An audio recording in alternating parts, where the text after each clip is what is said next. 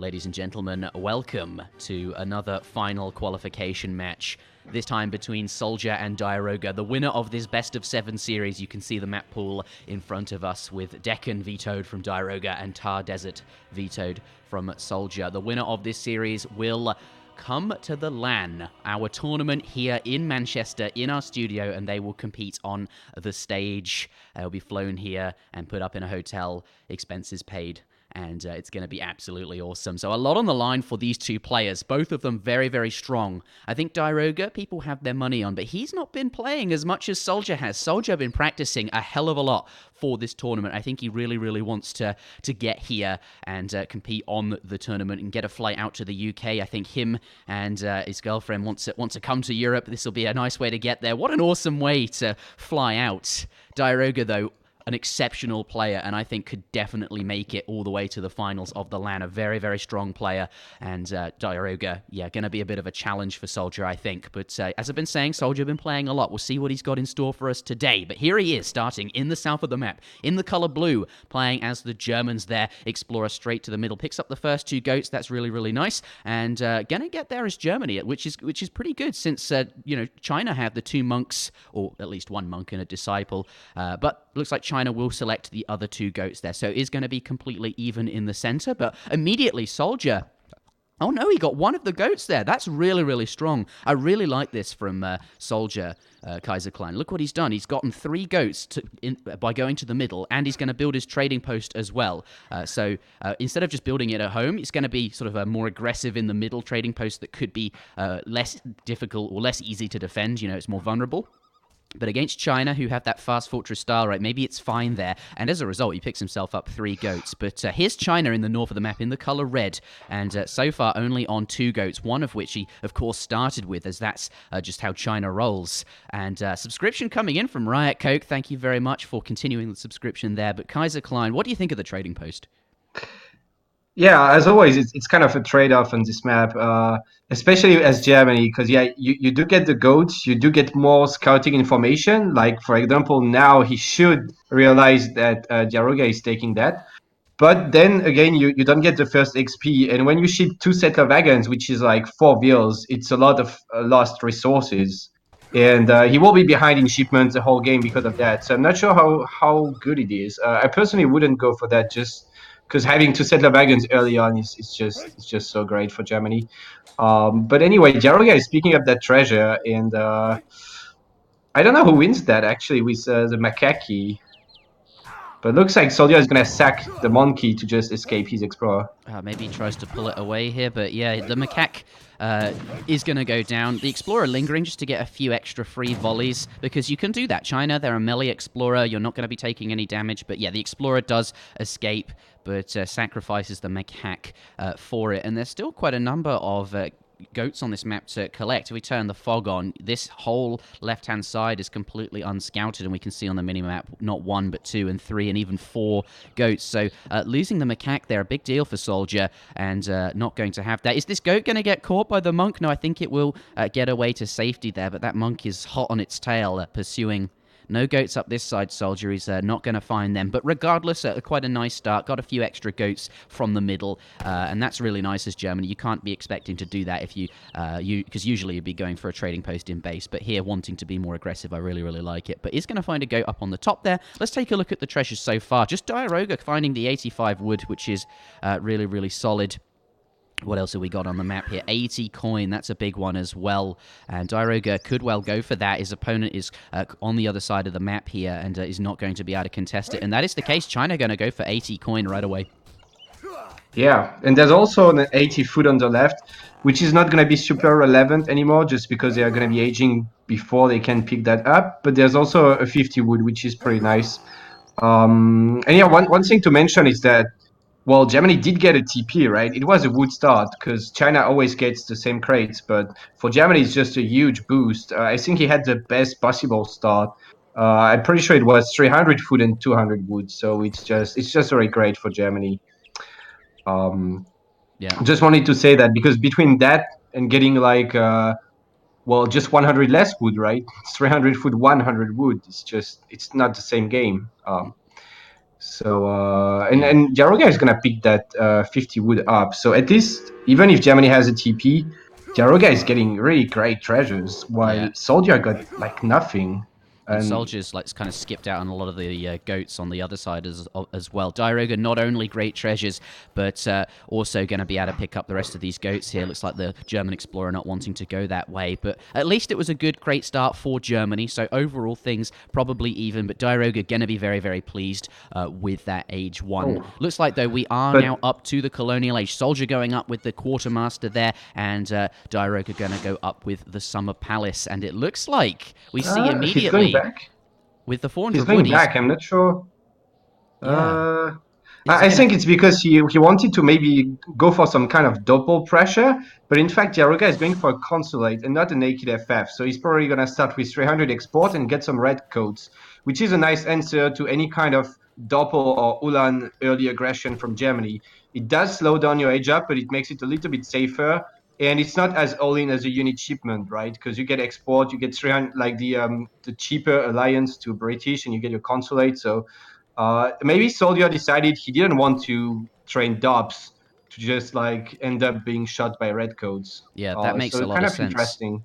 Soldier being very diligent, right? That explorer in his opponent's base, they're checking out what's going on. He saw the consulate, and that forward villager decided to get back and not go with the forward barracks after all that you were sort of mentioning. Instead, just going to play it safe with the sort of standard German stable at home there. Train some Ulans during transition and sort of use them to raid. But the free Ulan do come out onto the map. They pick up the disciple there and are going to pick up the monk. His name's Zong Ping as well. Kaiser, I can always tell you when you want to speak and something's gone wrong. You just can't sit still. What do you want to say? You're bursting. You have to say it. Go on. No, it just feels so sad for China. I don't know. It's kind of a big mistake because you know there's going to be 2 Ulans and you know exactly when. It's like 40 seconds after Germany's up. And losing that dude is huge because, well, you're going to lose it most likely. But if you lose it under your TC, you can do much more damage, punch with villagers at the same time. Like make that monk pay off. But here he just donated 100 XP basically, or 90 XP rather. And he can't use his monk anymore. And it's just very sad. Another thing I wanted to say is that Soldier went for a stable, and I was not sure I like that, just because, like I said, there's going to be red coats. But in fact, he's going for a naked FF. He's not training any Ulans from the stable. So it sounds to me like a pretty good answer to this build order from Diarouga. Like he's not going to play right into his hands and train some cav against these super strong Chinese musketeers, I mean British Chinese musketeers, and he's just going to age up faster to try and punish that slower build order from Diarouga.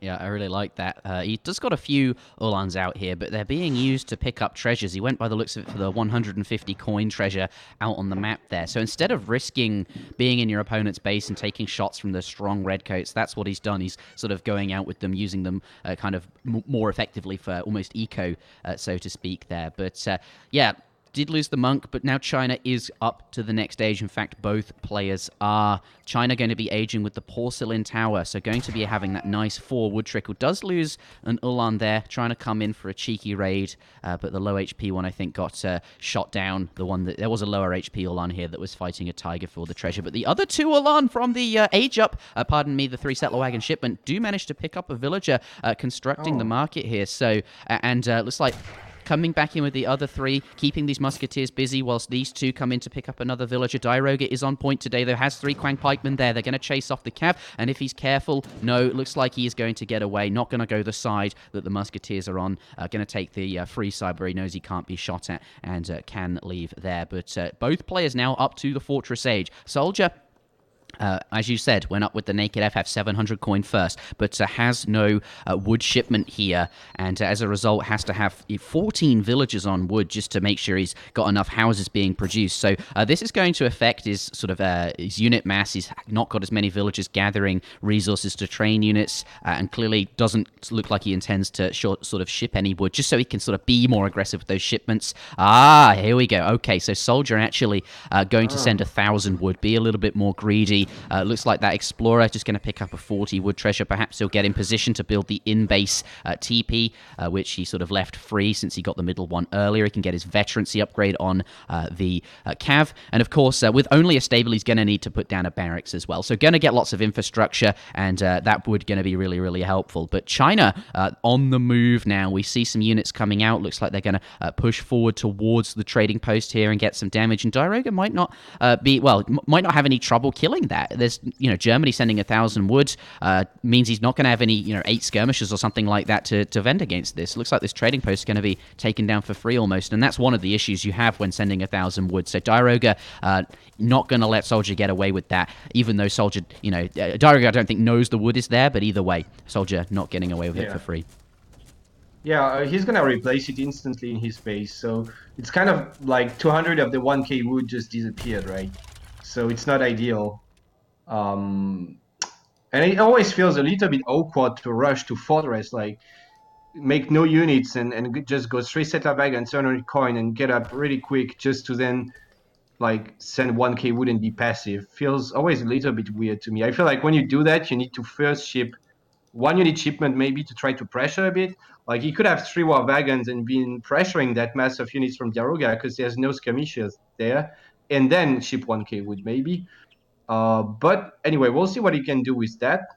SoldieR might be going for mercs. He's shipped 1k gold and he's got 20 vils on coin as well. So he's gonna be shipping mercs. Have you seen his deck? Oh my goodness. I mean, he's got all of the cards you'd need in Colonial and Fortress, but quite a few extra in the Industrial Age there. 2 heavy cannons, 3 horse artillery, Ulan combat there, as well as 6 settler wagons. He's really set up for the late game here, but China Cav coming in hot on top of those 5 skirmishers. Look, a really nice job of splitting them up in different different directions. I really, really like that. Going to defend and save as many as he can. His army is now here. The China Cav moving towards the war wagons. They get pushed away from that, trying to get back to the muskets here, and Germany gonna try and retreat, doesn't want to take the fight, but China gonna push in hot, gonna force, get on top of those. There's a lot of war wagons here. I feel a bit worried for the China Cav, but the Monk is up and running and tanking all of that damage there, you see. So these China Cav not taking any damage yet. Monk now goes down. Muskets have now caught up since the China Cav has snared all of these units here, and China now lots of muskets doing lots of damage here, and you can see Germany frantically trying to get away. They don't want to be in that fight. Yeah, maybe not the greatest micro here from SoldieR. I feel like he could have dealt with that a little bit better. There were no skirmishers, so no real counter to the war wagons. Just need to hit and run maybe a little bit more. This went really well for China, and I don't think it should have. Regardless, though, there's going to be mercs popping. So right now it looks really bad for Germany if you look at the score, but I don't think that's really as bad as it looks. I think we might see like 13 Jaegers popping anytime or something like that.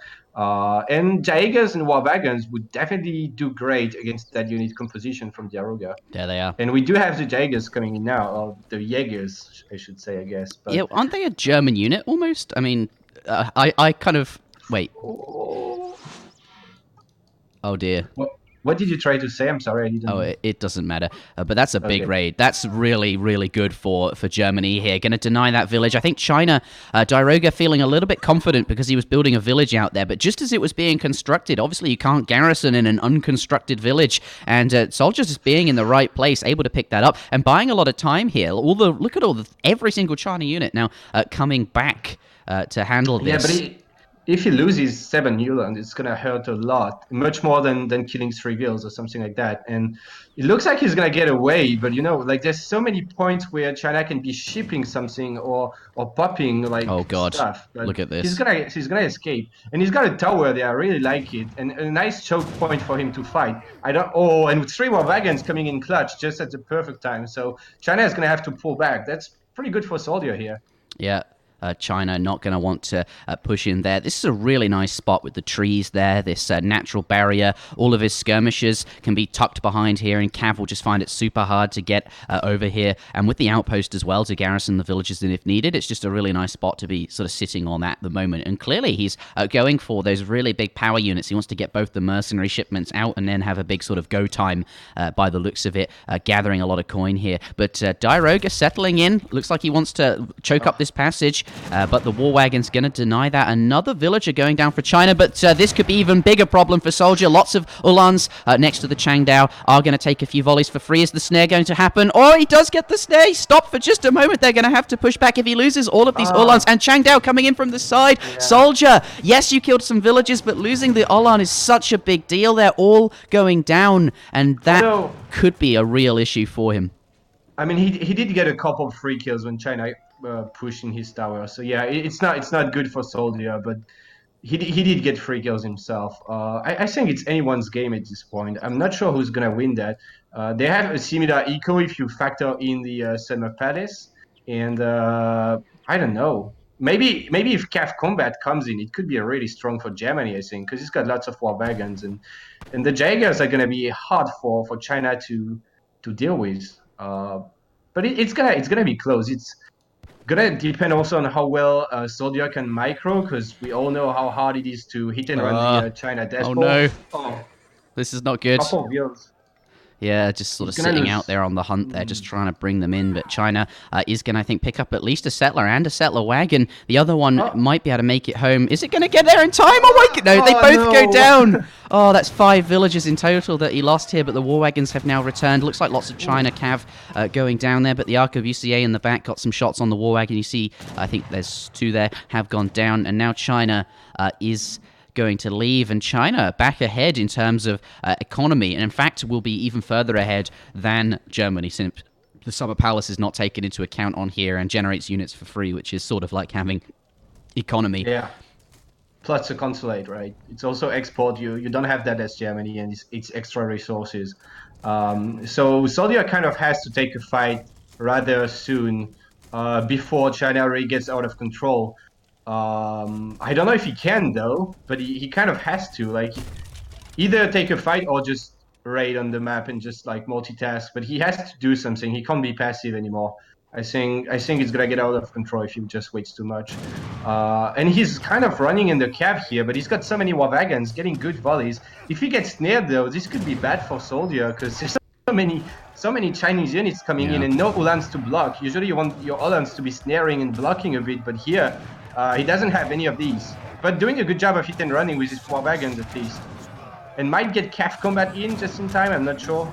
No, he's got 8 skirms. Yeah, 8 skirms came in, and now the Changdao on top of the war wagon. But thankfully, war wagons have quite a lot of melee resist there, and also the Jaeger's going to make short work of them. But you can see the big China infantry mass, the muskets, and the ArcWCA. They're getting very, very close, and now basically on top of those skirmishes here, war wagons dropping down very, very quickly. And this is, kind of awkward for SoldieR. He wanted to be over here fighting in this choke, I think, but lost too many villagers, and as you said, sort of had to push out and do something about it here. But 9 Ulans coming in hot, and no cavalry here, or anti-cav even. Look, they're all dead. 9 Ulans. They're not veteran, though. They are veteran. Oh, my goodness. And that's going to be really, really good. But there are red... yes. Diarouga is not paying attention here. He's not bringing his redcoats to fight the Ulans, and they're even going in melee mode against the skirms and the war wagons. Although there's 3 Changdaos, but I think SoldieR is macroing pretty well here, and he might actually... He might. And look, 5 more Ulans coming in as well. I think he's got it. He's going to clean it up. And there's only 1 Changdao left. Oh my goodness, SoldieR still in this here, managing to take this fight when perhaps he sort of shouldn't have done there. I'm going to clean up all of the Chinese infantry, and SoldieR now in a great spot. Look at the economy's very even. Of course, the Summer Palace and the Consulate China still ahead, but at least he's sort of back in the game and can still fight here. Right, let's take a look at the hunts though, because that's going to be the next issue. It's all about map control now that they've sort of evened out each other's armies and everything's still sort of very even. In terms of hunts, SoldieR does have some near an outpost there, which is kind of nice, and some coin and some food down here as well. It's going to be hard to be on both sides. I'd really like to see a wall where the red wall is there, just to stop any red units. A gate could be made and coming through, just so his army, where it is now, can stay here with the safety, knowing that these villagers on the top sort of will be fine. But the real fight is going to be sort of in the middle. There's an extra hunt and a coin mine there as well, and Diarouga sort of on his last hunt here, so he'll be moving out very shortly to grab that there. So fighting going to be moving around the map as the resources get used up. And Diarouga kind of got too many villages on the right part of the map, like around this cliff here. There's like 4 villages, and he would maybe like to have some on the left where he's gathering now some hunts. Manchu archers though. Manchu though are gonna be really, really nice, but Germany's just ahead now in military, and if he can get CAF combat, I think that card is kind of long overdue. CAF combat would be just so good. But here we have a fight. Yep. I think Germany is just fine here. If you can hit and run enough, there's just not enough to deal with the war wagons and just with everything, to be honest. Yeah, I mean, the Manchu are very strong, and they'll deal with the Uhlans very, very quickly. But you're right, there's so many war wagons in the back here that the China Cav aren't going to be really all that threatening to the skirmishers. But the skirmisher mass is dropping quite quickly, and the arquebusier and the Manchu sort of focusing down on them here, trying to get back here. Skirmisher count really starting to dwindle. And he's already sent both his 8 and 7 skirm shipments, so getting back up in skirm numbers could be sort of very, very challenging here. China doing very well in this fight. Yeah, kind of surprising. I feel like SoldieR mismicroed a little bit maybe. And now he's sending his Uhlans in against so many Manchus and letting his war wagons get sniped. This looks not so good for SoldieR. I think he could have done much better. You see all the dead war wagons, like it's so painful. And the Uhlans dropping like paper against Manchus, obviously. So at the end of the day, well, like that's China's awkward. just got much more. And look at this, so many golden food villages. That could be the end of the game there. And Diarouga, he knows it. He's just going to head straight on over to those villages there and sort of clean them up here. Yeah, that could be just GG. I mean, what is Germany going to do now? He's got 5 dops, Doppelsoldners. but it's... Dops are not very useful, but I guess it's the only unit shipment he's got. He hasn't used 8 Uhlans, though, so I'm not sure why he's not... He doesn't have 8 Uhlans in deck. Yeah, but maybe... He has 5 Dops. Maybe he can get a really good pop on top of those Manchu with the Dops. Maybe he can get them up close without Diarouga. No, all the Dops are going down. They're being focused very, very quickly. You can see the arquebusier taking care of them really fast. Pretty close, though. Yeah, another batch of skirmishers and 5 Uhlans as well coming in. Lots of war wagons are very, very tanky. This is okay. The Manchu going down. Units of Diarouga having to cross the map, right? So it's very close here. But soldiers, Uhlans just walking here, not fighting. Like these small micro mistakes can cost him a lot at this point, and it's just so close. I don't want to say who wins this fight because. I don't know. It's gonna depend who can micro better. Yeah, I guess SoldieR got it though. Yeah, it looks like he's got it there. The Manchu, like China, pushing in, and this is actually, I think, quite good for SoldieR here. These arquebusiers, what are they called? Changdao just pushing in, and he's going to have 5 more skirmishers and a batch of Uhlans any moment now. There we are, 5 skirms, 3 Uhlans coming out. Looks like Redcoats have been trained again. He's gotten enough export for that, and a few Changdao streaming in as well. But SoldieR absolutely fine here. And the villages that were so vulnerable, they've moved off to other locations. They are safe here. But the fighting continues in the middle of the map. Oh, and Diarouga is stacking lots of resources, but he's starting to spend them now. He really needs to re-macro a bit, because you can't afford to stack like 700 food, 700 gold like Diarouga does just now. In this kind of super tense game. SoldieR is stacking lots of gold, but I think he's gonna ship the Black Riders. He's got a shipment ready and he's waiting to get his 1k gold to ship it. And that is gonna be strong considering that he has no unit shipment left. It's kind of his only way to get a big power spike. So God, look at the food. It's just so little of it, and Diarouga just being very diligent, sort of forcing it back there. His hunts are a little bit split in the center, but these are really the only food locations left on the map. We could see a mill plantation switch if the game continues in this very even way that it has. But yeah, I think the fighting is going to come over here next. I think that's the big location. That's where all sort of the resources are at. But looks like here as well. It's going to be in the middle of the map here for sure. And Germany is going to be very concerned about having gold. And he really needs to keep securing these gold mines. And right now he's probably like sweating because he's waiting for his Black Riders. Yeah. The bills. Where are the Black Riders, SoldieR? They take 40 seconds to train. No, a whole minute, I think, actually. It's a lot longer. A whole minute, yeah. Instead of 40 seconds. And you do need to invest 1k gold. So it's like you're so weak when they're on the way. But when they come, it's such a nice power spike. But Diarouga is just going so heavy on infantry. These Black Riders are not going to be so huge. And look at this. Iron troops. These guys are so strong. 60% range resist and 25 attack with twice the rate of fire. And SoldieR losing bills. I think it's kind of over. He has no way to deal with the Iron troops at this point. Yeah, the Iron Troops really exceptional. They're good against heavy infantry. They're just good against everything. They're such a strong unit. Yeah. Yeah, this does look over to me. It's also the point where you see the reliance on the resources is very important. Germany needs lots of gold, while China doesn't need too many resources. And now he has to keep fighting, even if he can't. He has to keep fighting this just to get gold. But Oh, the iron troops, it's man. GG. It's just Yeah. GG at this point. The iron troops are gonna tear through everything. They're very, very strong. GG, Soldier calling it there. This army goes down, and then the villagers, what do? But what a close game, actually, throughout. There's a couple of moments there where it looked like Soldier really wasn't looking too good. But then clutch batches of units coming in. I think the first, that 3 war wagon shipment at this outpost there.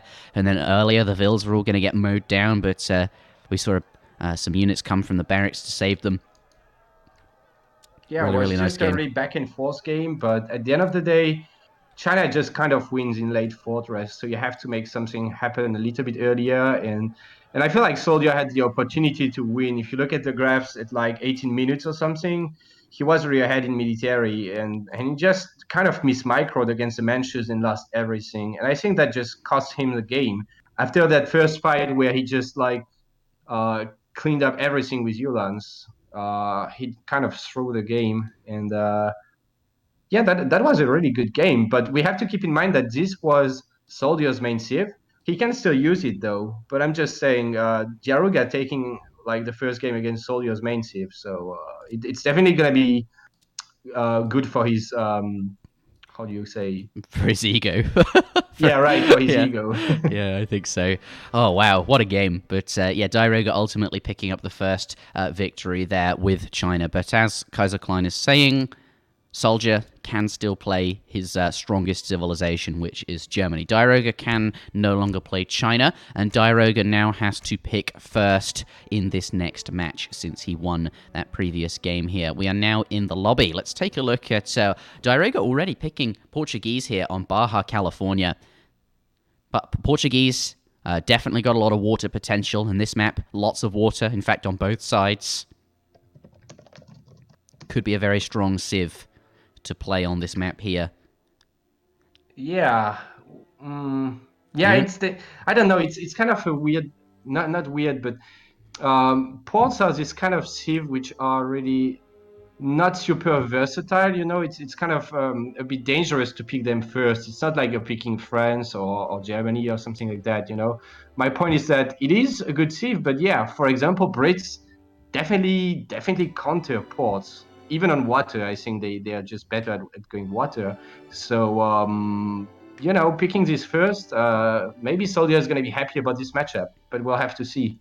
Yeah, and I think the other issue for ports on this map can sometimes be the hunts are, spread all around the map. There's not really a super large number in your base, and as ports, it's, you got those 3 TCs if you're rushing up to the fortress age, and, food could be an issue. So British could take map control and control all the hunts there, but ports probably going to be on the water, which will mitigate some of that. But let's get in. Ladies and gentlemen, if you've just tuned in, this is game number 2 in a best of 7 series between Soldier and Diarouga on the second map here, which is Baja, California.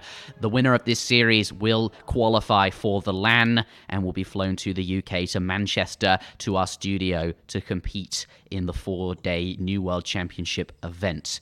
The loser will drop down to the lower bracket where there is still a position to qualify, and they can still make it here, but certainly a lot on the line for this game. There'll be a lot of peace of mind and a lot of celebrating, I imagine. So a lot here for both players. This means a lot to them. Diarouga, I think, fancies himself as the winner of the whole tournament. Here he is in the left-hand side of the map in the color red, playing as the Portuguese there. It is a 200 wood start, and the Explorer immediately going to rush up to the top of the map there to build the trading post by the looks of it. British, however, looks like they're going straight to the middle. Here is Soldier in the right-hand side of the map in the color blue, and I think he would also very much like to qualify, get to the UK for free.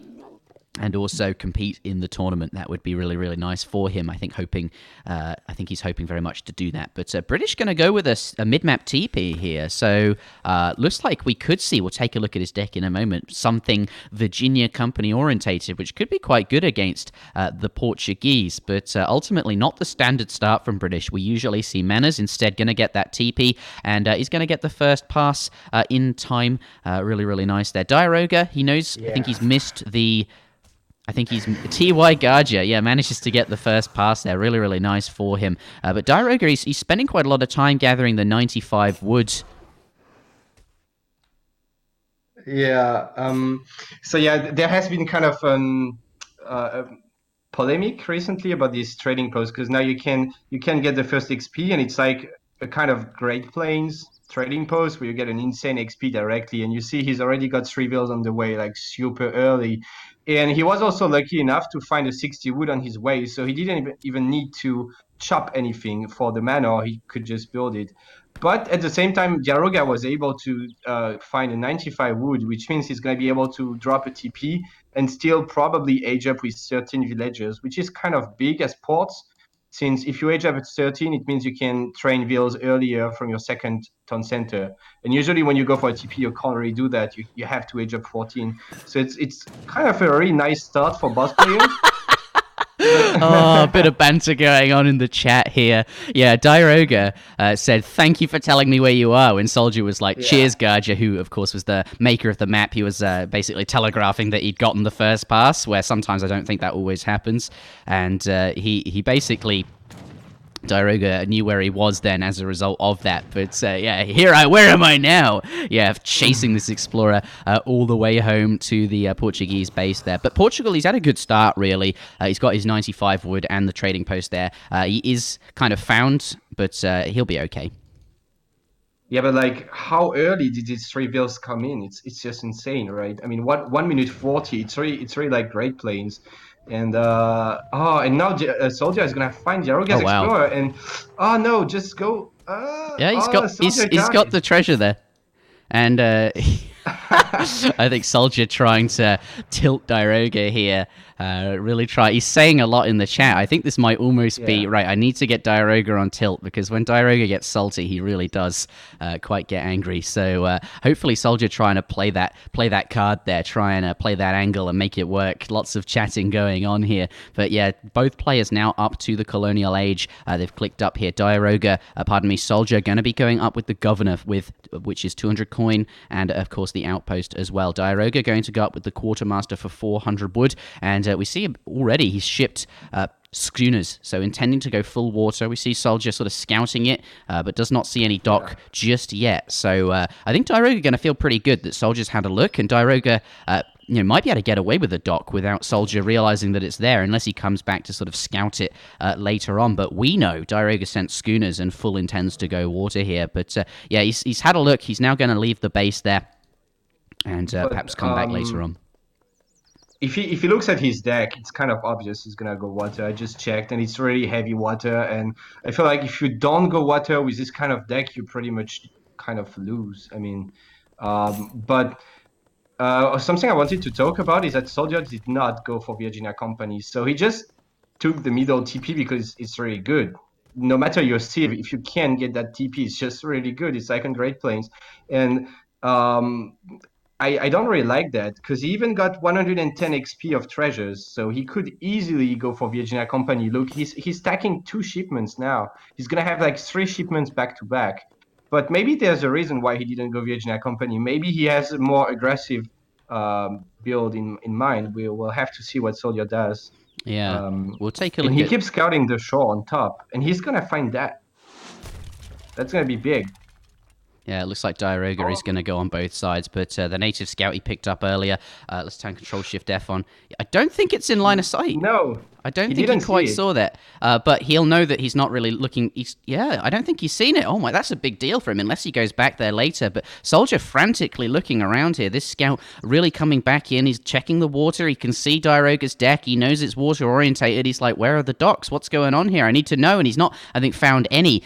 He might come across this one a bit further up, but the natural barriers here are going to stop him. That's a really nice base, actually. The way this is, the way this sort of natural land is formed. But Diarouga 700 wood coming in on the floor there, and with it, we're going to see a double dock boom with schooners. Pardon me. Also, a trading post on the bottom of the map. Looks like though, British also going to be sending 700 wood, and has started with a stable. Let's switch on over to units in queue, and yes, hussars queued up as well, and the outpost. Oh wow, going up on the coast here. So he's found the dock, and he's got his outpost down. And that's going to give him a bit of control over the water there, perhaps later on. And just some map control generally sort of in this location. British, can place it here because Portuguese, I don't think, are going to be able to contest it for some time. So a really nice outpost placement there. Even being annoying and shooting at the fishing boats, forcing them, I mean, not forcing, but they automatically go away when they get shot. So gonna kind of idle some fishing boats with this tower there. They don't really shoot like on vanilla, like with a cannonball, but yeah, they count as annoying. The fishing boats count as villages and not boats, so the outpost can't use its anti-ship attack versus fishing boats, which is unusual to me, but such is the way of things. But 2 cavalry do pick up the villager on the north that constructed 2 docks, and Soldier has found both of them. He's got his scout in the stealth ability, so he can't be seen by these docks, but he's got full vision of what's going on over there. Yeah, and so he's 2 Vels. All the docks at this point. Like, he knows there's 3 docks, and he's getting 2 caravels along with the tower. And this might force... Oh, Diarouga shipping caravels himself, but the tower is just better than the dock. So he can't really take a fight, but... Soldier might need more than 2 caravels now, because he's got 2, but Diarouga as well. Yeah. And kind of a nice job from Diarouga there, anticipating the caravels. Because he doesn't need to ship caravels himself, right? There's no water to attack, but he wants to defend. So he just figured out that Soldier would ship caravels because of that tower here. Yeah. And it's kind of a nice reaction from Diarouga. I really like the outpost. It's gives these caravels so much more extra oomph, and you could see him trying to take down as many fishing boats as he can. Obviously, each garrisoned fishing boat in that dock will give the dock an anti-ship attack, so trying to stop the fishing boat mass numbers. Oh, and a 3rd caravel coming out as well, being trained from the dock there, and that's going to spell a really big deal. 2 caravels against 3, and I think one's already taken a broadside, so I think Soldier going to lose the Vels here on this side. He's got a dock of his own and a caravel in queue at that dock by the looks of it. And he's kind of paying maybe the fact that he tried to he tried to push on top as well. Maybe he should have focused on one side to begin with, because now he's gonna lose 2 caravels in the bottom while his caravel on top. A bit of boat micro here, trying to move it around and stop the boat from getting our target locked, and successful. Manages to take down both Vels. Yeah, imagine if he trained this caravel that he built on the top side on the bottom side. Then these 3 caravels,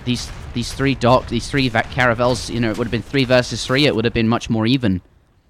Yeah, also because that caravel on top anyway can't do too much, because one caravel is not gonna take on a dock with the anti-warship attack, and now Diarouga is able to train one on top, and he's got the advanced warship card as well and the rendering plant. So at this point, Diarouga is able to hold despite shipping the the fishing upgrade.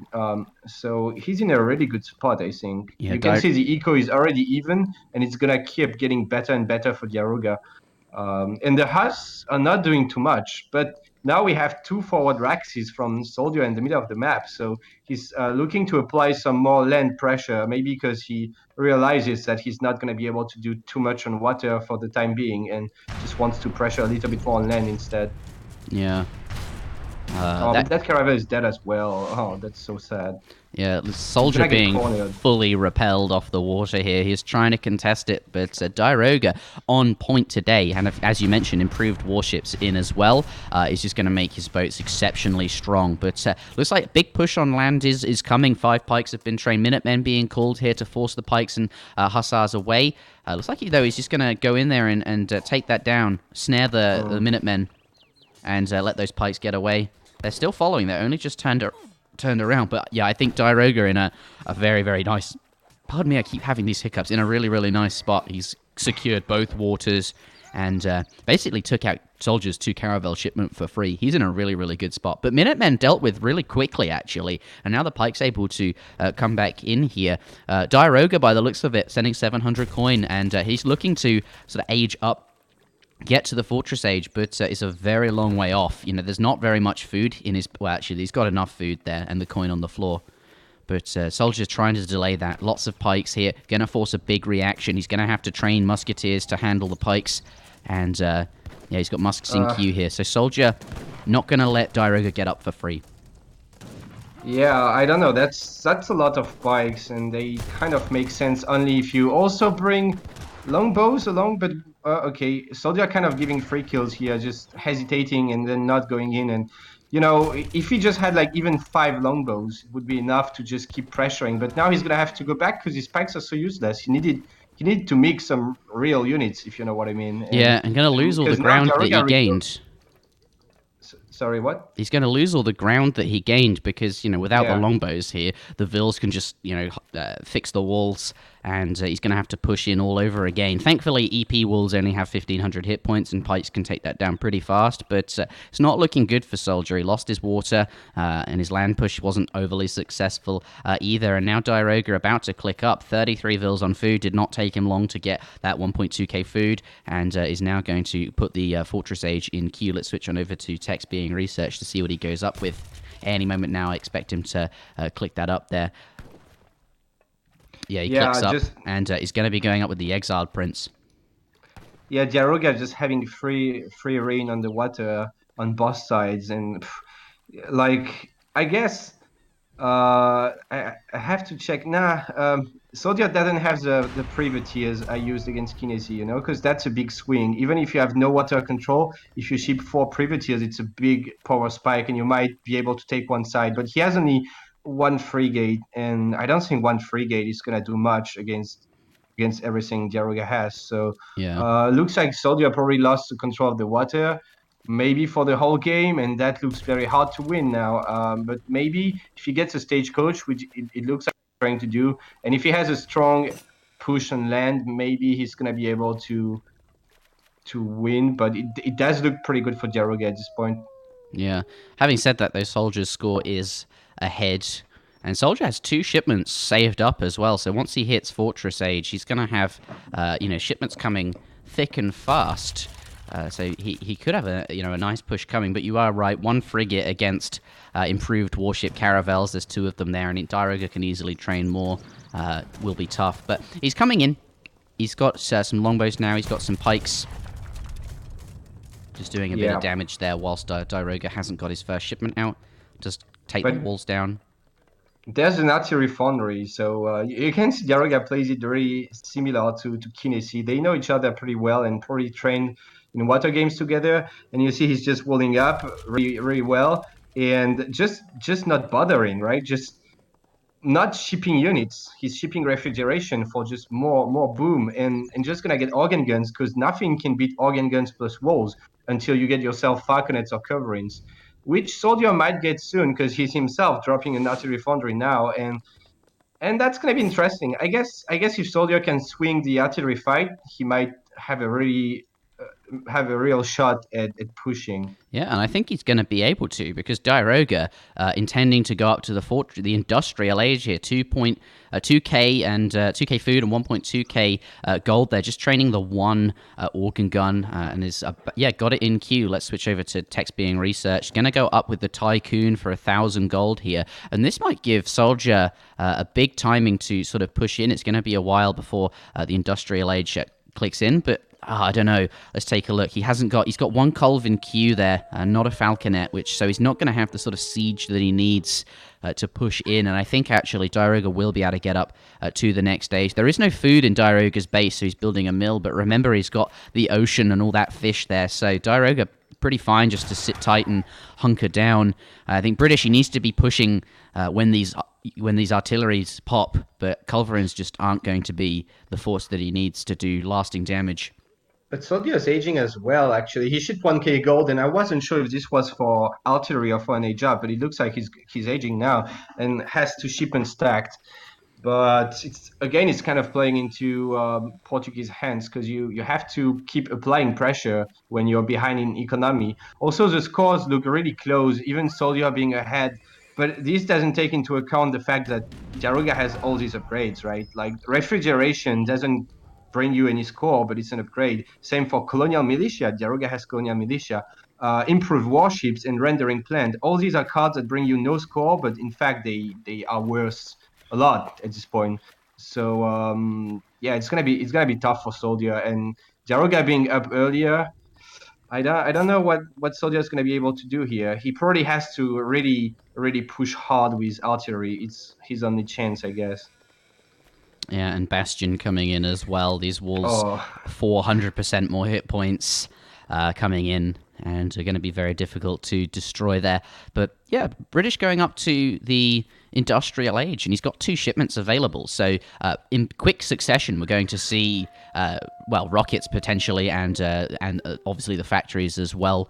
Maybe he'll start with the factories, and those represent sort of 10 villages each. So he's still got quite a lot of eco potential to catch up with his opponent here, given that second town centre just being created. He's got his stagecoach in, which is 4 villages each roughly, and 2 factories is about 20 more villages. So he could well catch up here. But Diarouga, his first factory coming in as well. I suppose he has all those sort of very same tools to keep up. yeah, right. And Diarouga mixing in culverins as well with his army here. And it won't be long before Diarouga really starts to get a big sort of dragoon mass. He can perhaps get his dragoon upgrades in, the Jeanettes, and then Portuguese going to be very, very scary, especially because since, British, soldier playing the British, he can't be training any skirmishes, just doesn't have access to that as a unit. Yeah, but it's just so tough. Oh, what is this eco discrepancy now? Wait, did Soldier just lose villages somewhere? No, the factory came in from Diarouga to boost it up by 10. Oh yeah, because this one only 60 vills, so. But his factory has just come. He's coming in with the infantry, going to try and focus down the organ guns there. He's going to be able to do that. I don't know why, because he's got 3 culverins, so I don't know why he's using his infantry to attack the cannon when he's got 1 more culverin than Diarouga. Yeah. But also, all these pikes are going to be so rubbish now against this army, so. I think he has to really hope for a big sort of lack of control moment from Diarouga and get his pikes up in the face of the goons or something. But, Diarouga better than that, and probably won't let that happen. Is creeping forward with the culverins now. Perhaps he can get a volley on the artillery there. Turn Control Shift F on and see what he can see. Well, not too much. It's really hard to see anything at this point. Diarouga training by the looks of it, a monitor. Or is that a frigate? No, that's a monitor. If he can train a monitor on the right side of the map, well, actually even on both sides. And he's got a church coming in as well. He can reach stuff. Robber barons. Diarouga fully upgraded now. He's got both his factories out, and this Portuguese economy a force to be reckoned with. And very soon we'll see Jeanette Dragoons coming in. He just needs the 1,000 gold for that. Looks like he sold some resources to get to it, and now being upgraded to Jeanette Dragoons. These are going to be very, very strong. This is a big push for Soldier. This needs to do something. It's yeah. But I mean, it's just Falconets and not even upgraded yet. Diarouga has Royal Culverins. Coming in with the Culverins, though. If he can get some good volleys here, this will be really, really strong. And yeah, Soldier... Soldier's yeah, go ahead. Pikes coming in. Yeah, they're going to get on the top of the Dragoons.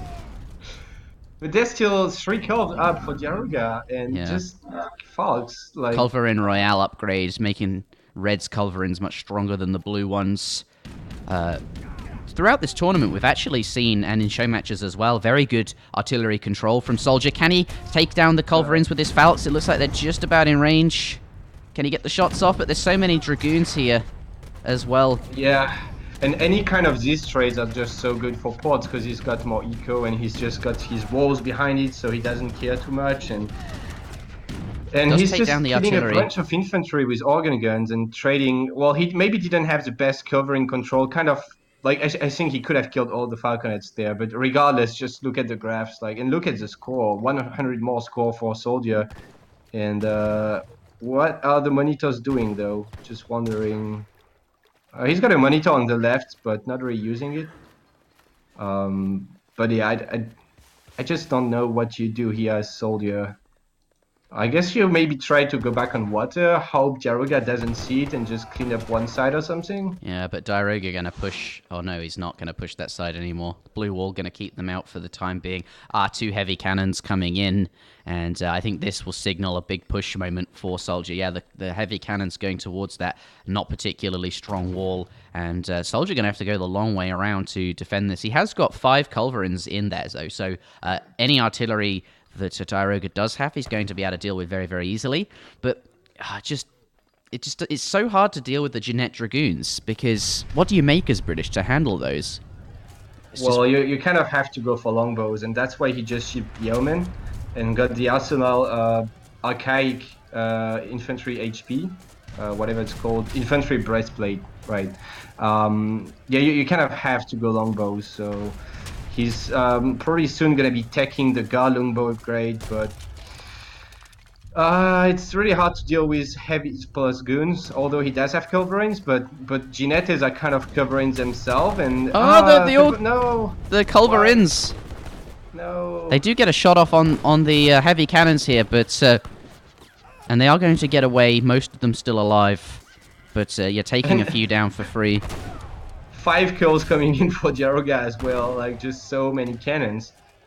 And the thing also is that Diarouga has waves, so he's got a really good source of coin, but SoldieR has to switch to plantations soon, and that's really painful. Nice culverin war, though. I don't know how they're shooting through this impassable land, but they are. It does take down the heavy cannons. That's really, really nice. But 3 culverins left for Diarouga there, and a 4th one coming in as well. And yeah, they're going to get cleaned up by SoldieR there. Does get one final shot off in the middle there. And the Dragoons and Musks trading off here. But the Jeanette Dragoons just really, really efficient. I really like that he's got Town Watch on the Longbowman there as well, just for the bit of extra range. The line of sight, you mean, yeah? Yeah, line of sight, pardon me. Also, it's also really good for artillery wars, because when you have this, plus SoldieR also has the artillery line of sight upgrade. Mortars. Gunner's Squadron, and that just means in culverins war you can see your opponent's culverins come from really far and just make sure you can snipe them. And also these mortars, I wonder how much line of sight they have with part of this upgrade. Damn. That is a big push there. 3 rockets, 3 mortars, 2 cannons here. Thing is, though, very, very vulnerable to a cav switch or something like that, but just going to smash down these walls, and yeah, forcing a reaction from Diarouga. Just going to leave, come back the other way, but no gates.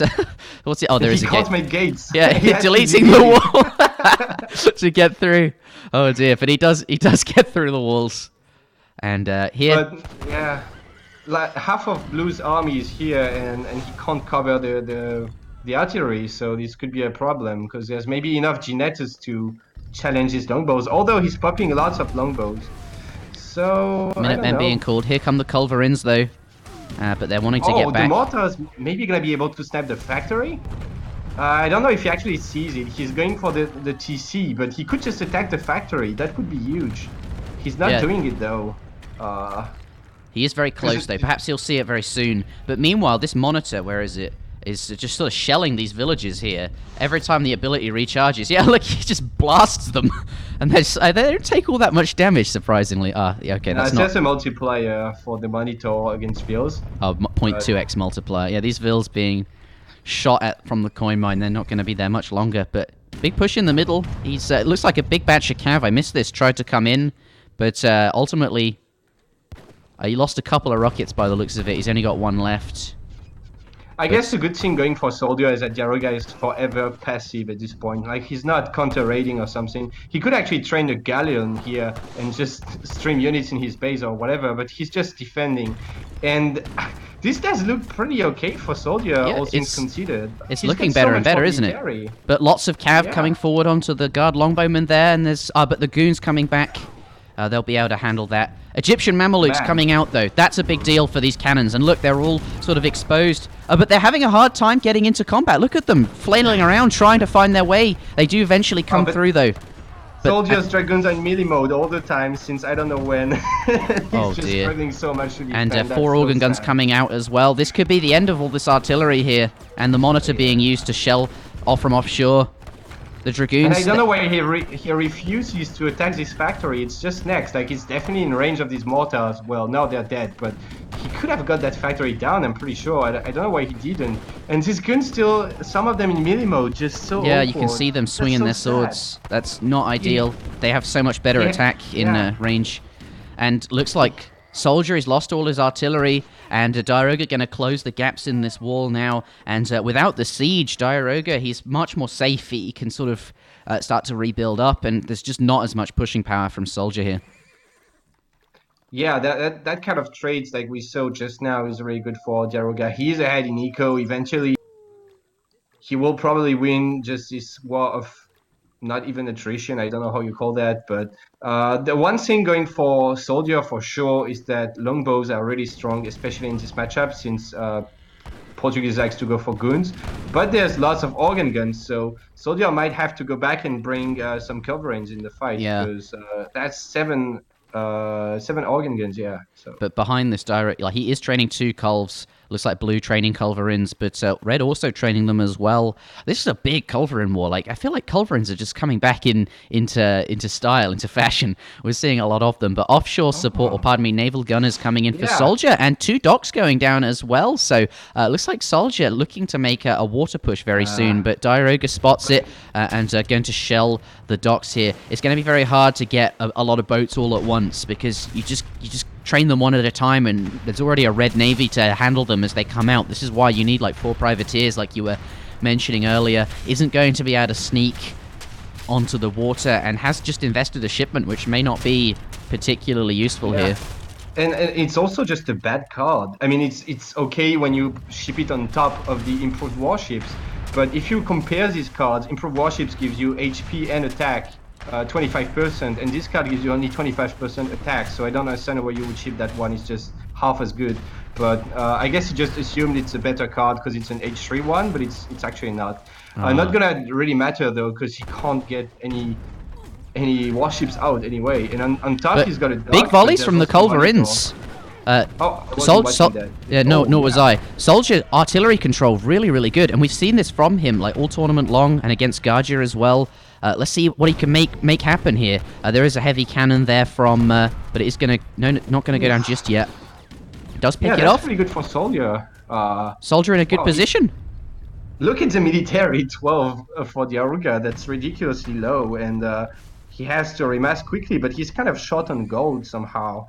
He maybe overestimates the whales a little bit. Might need a couple more plantations regardless of the water here, because he needs more gold to respam.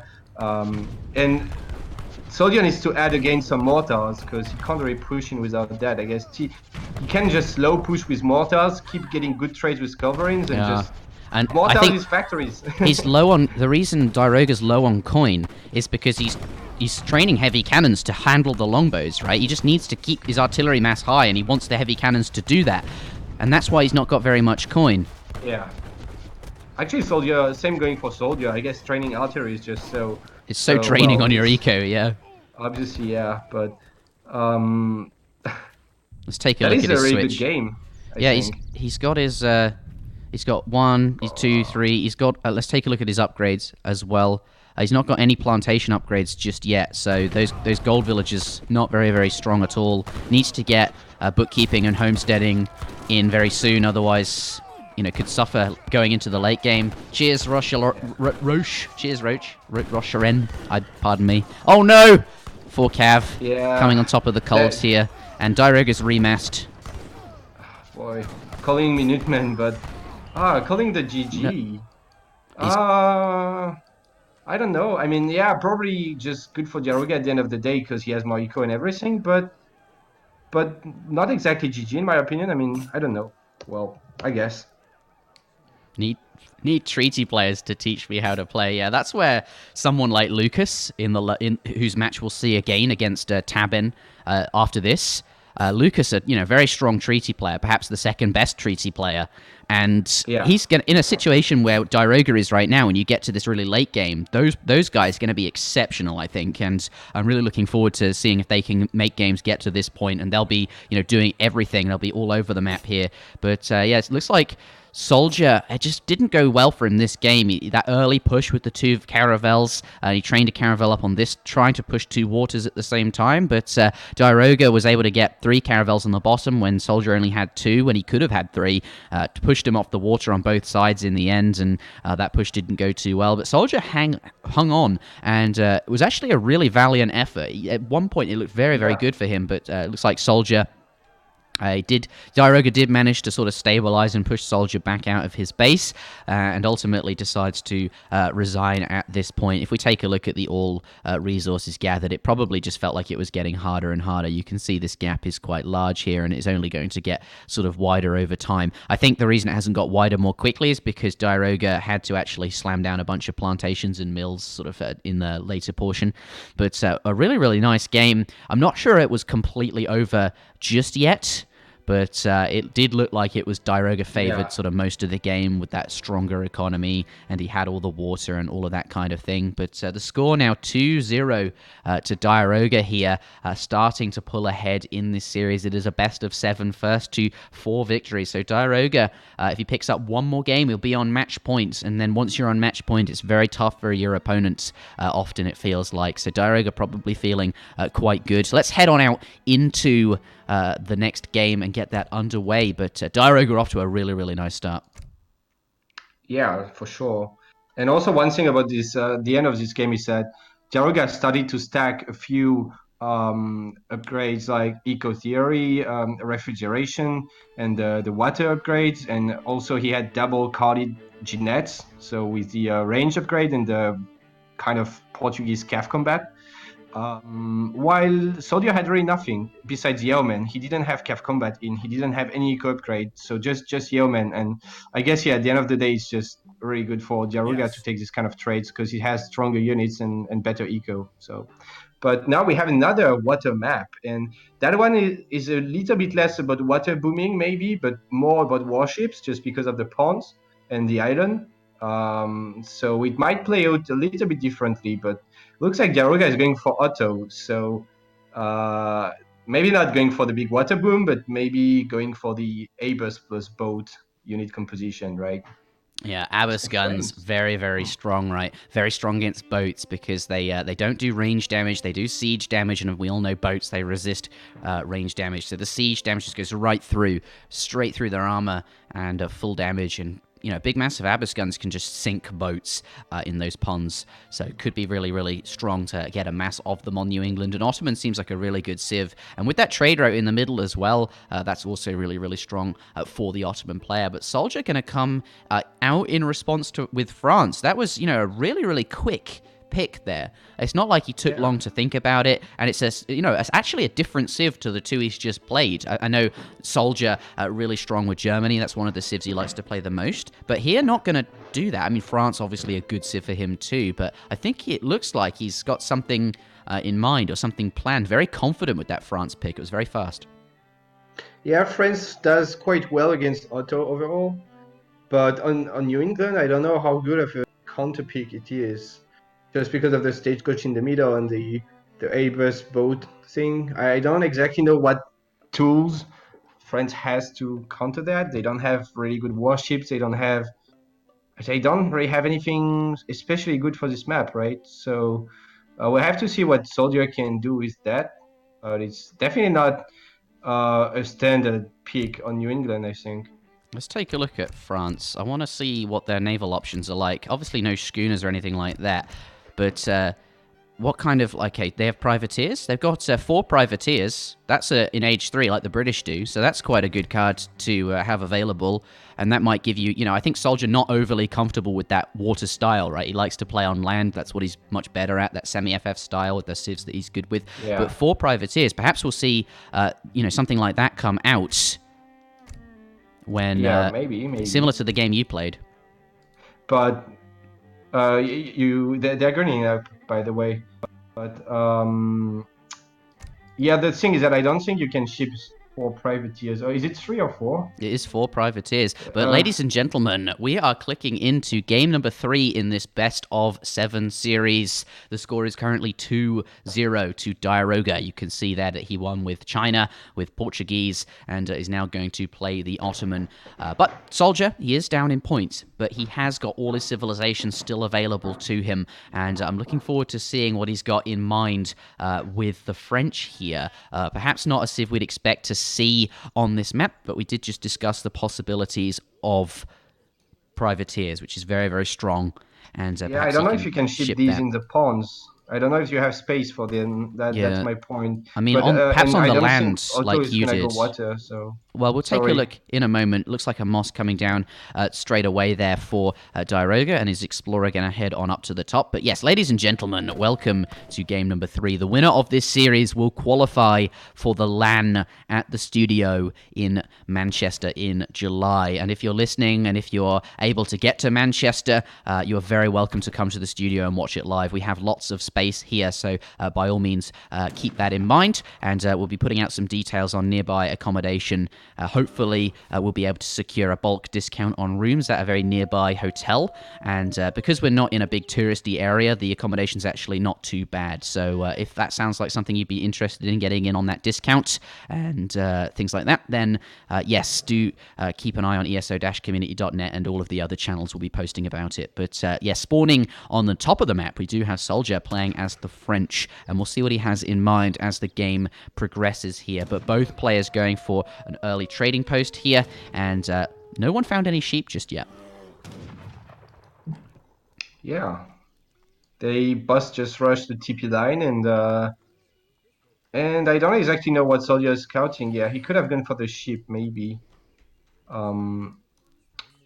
But anyway, it's pretty good for France to have this. This is going to pay off. Look, he's going to pick up the 2 sheep. I think Soldier just being really aggressive with his scout, wanting to steal sheep, and then obviously can go back for his own on his side of the map sort of later on, and paying off here. Really, really nice. And finds his opponent's Explorer going for 80 XP there. Looks like Red will get the treasure, but not before Blue gets into melee combat here and can snare. The scout is also nearby to punch 5 damage as well. So Soldier off to a really, really nice start. Didn't steal the treasure, but I don't think he'll mind. He got the sheep, and this snare here is going to be really, really good.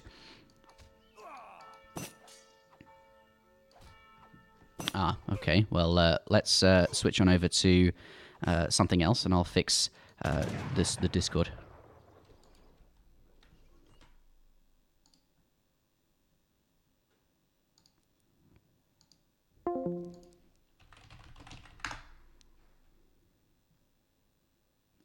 Yep.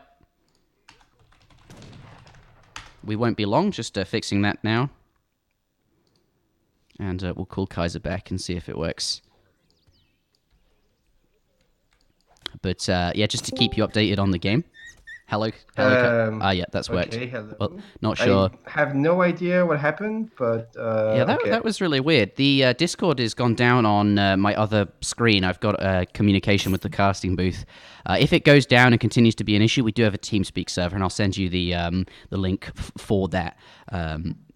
So we can continue. But Diarouga, he's not gotten as nearly as many sheep here. Soldier off to an exceptional start, stealing those 2 sheep earlier. Were they stolen back, though? I think they may have been... Yeah, they were stolen back by the looks of it, and just parked outside this trading post for safety. But yeah. Soldier did get the other 2 sheep, so he's gotten 2 more from Diarouga's side, and his 4 sheep are still all on sort of his side there. Oh no, the scout... Yeah, Soldier trying his best to go in cover mode and escape, but not gonna work. And losing that scout is just always really annoying because it's so good, this native scout. But he might just when did you get a tomahawk? Oh wow! Yeah. When did that happen? Oh no, I thought he picked that one up. He crackshot that on his way to the TP, but still didn't take it. This is insane. The TP will go up because Diarouga is going to age up and get extra HP just in a few seconds. But the Explorer will die, and he will prevent Diarouga from getting any other TPs. Oh, I thought he would just die just before, but yeah. does keep it alive and gets that extra 100 HP in for aging up to the next stage. Does get the TP up, but is going to lose his Explorer here. Looks like Ottoman aging with an outpost. What do you think of this? Why is he coming so far forward? There are 2 units basically here. I mean, obviously the wagon won't die, but the Foundation's going to take a ton of damage. Yeah, and I feel like SoldieR could have maybe tried to kill that Veil, actually, because I don't know. Well, anyway, yeah, it's gonna take lots of damage from the siege of these 2 units, but he does want to get the control of this pawn, and so it's gonna be a tower FF. Diarouga's got 300 coin stacked. He's shipping 700 coin. Gonna be aging really early, probably using the pawn with 2 falconets and some warships and stuff. So not going for the Abers gameplay, or maybe he will in H3, but not just yet, at least. It's interesting for sure. Tower gets and half we'll have to hit see points. how SoldieR reacts. I think though Diarouga just wants the outpost there. This position is so key, and he doesn't mind taking damage to get to it. Right, like this outpost covers the pond, and any boats spawned in here are going to be covered by his outpost here, which is really, really nice. And I guess he just has to suck it up and repair it later on. But such is the way of things. But yes, Diarouga going for very fast, very aggressive FF here. Going to be going up to the Fortress Age with 700 coin, and now the wood shipment following up there to get the foundations down for his barracks and stable or artillery foundry. Probably not a stable in houses, of course, as well, and is going up with the Admiral of the Oceans Sea. And we can see that the flag has been moved into the pond, so we will see a caravel spawning in the center there. He's now repairing the outpost with the 700 wood that he shipped, but SoldieR playing as the French here. He's got 4 villagers down, and we're waiting on his next shipment, which should arrive sort of any moment now, and we'll see what he sort of decides to be doing. But currently training pikes, and this could be a nice reaction to the half HP outpost, but he's going to get there and discover that it's been fully repaired. Yeah. Then he might have wanted to keep his Explorer, because his Explorer has so much HP. You can just go in and siege like once the tower and then go back again and keep doing that just to make sure the outpost isn't repaired. But yeah, I mean, investing into pikes just to get the outpost down. The thing is that Diarouga is going to be up, and even if he loses the outpost, maybe it's going to disturb his water plan, like the plan he had in the pond. But maybe he's just going to play it standard then, just go Jan Falconet and right-click your opponent, and he's got pikes, and what is he going to do about it? Yeah. So, but I think he's already 5 Jans out. 5 Jans coming out, but he's got 5 musketeers to follow this up. Now the outpost is down, the pikes can just start sieging the trading post, and even if the caravel spawns, these pikes can just move to the other side of the TP, and they'll be able to take down the trading post here. So, repaired or not, going to be quite strong, but the Explorer getting involved, and also 5 Jans just being better and having more HP and are more expensive than Musks. They're going to sort of win that fight and push SoldieR back for the time being, and the galley comes in, sorry, not a caravel, and that's going to get a broadside on these units here. On the pikes, focusing them down, going to, not great, and taking a shot as he sort of retreats back as well. Let's switch on over to units in queue.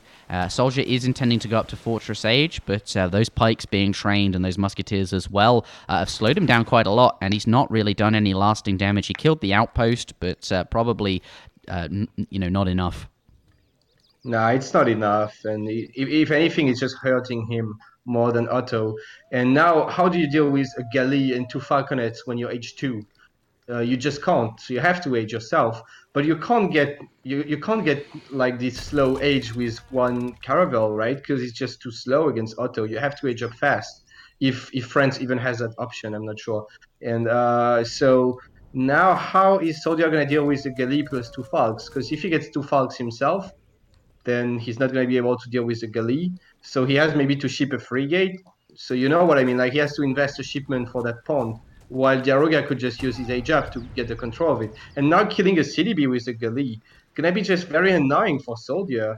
I don't know what he's gonna do. And he's got this little army left from Colonial, which is just essentially useless now. Like, these few pikes and musks are not gonna do anything. So looking already really tough for SoldieR, to be honest. Yeah. And when Diarouga can decide to ship 1k wood and get the full stagecoach, it's gonna be even worse for SoldieR.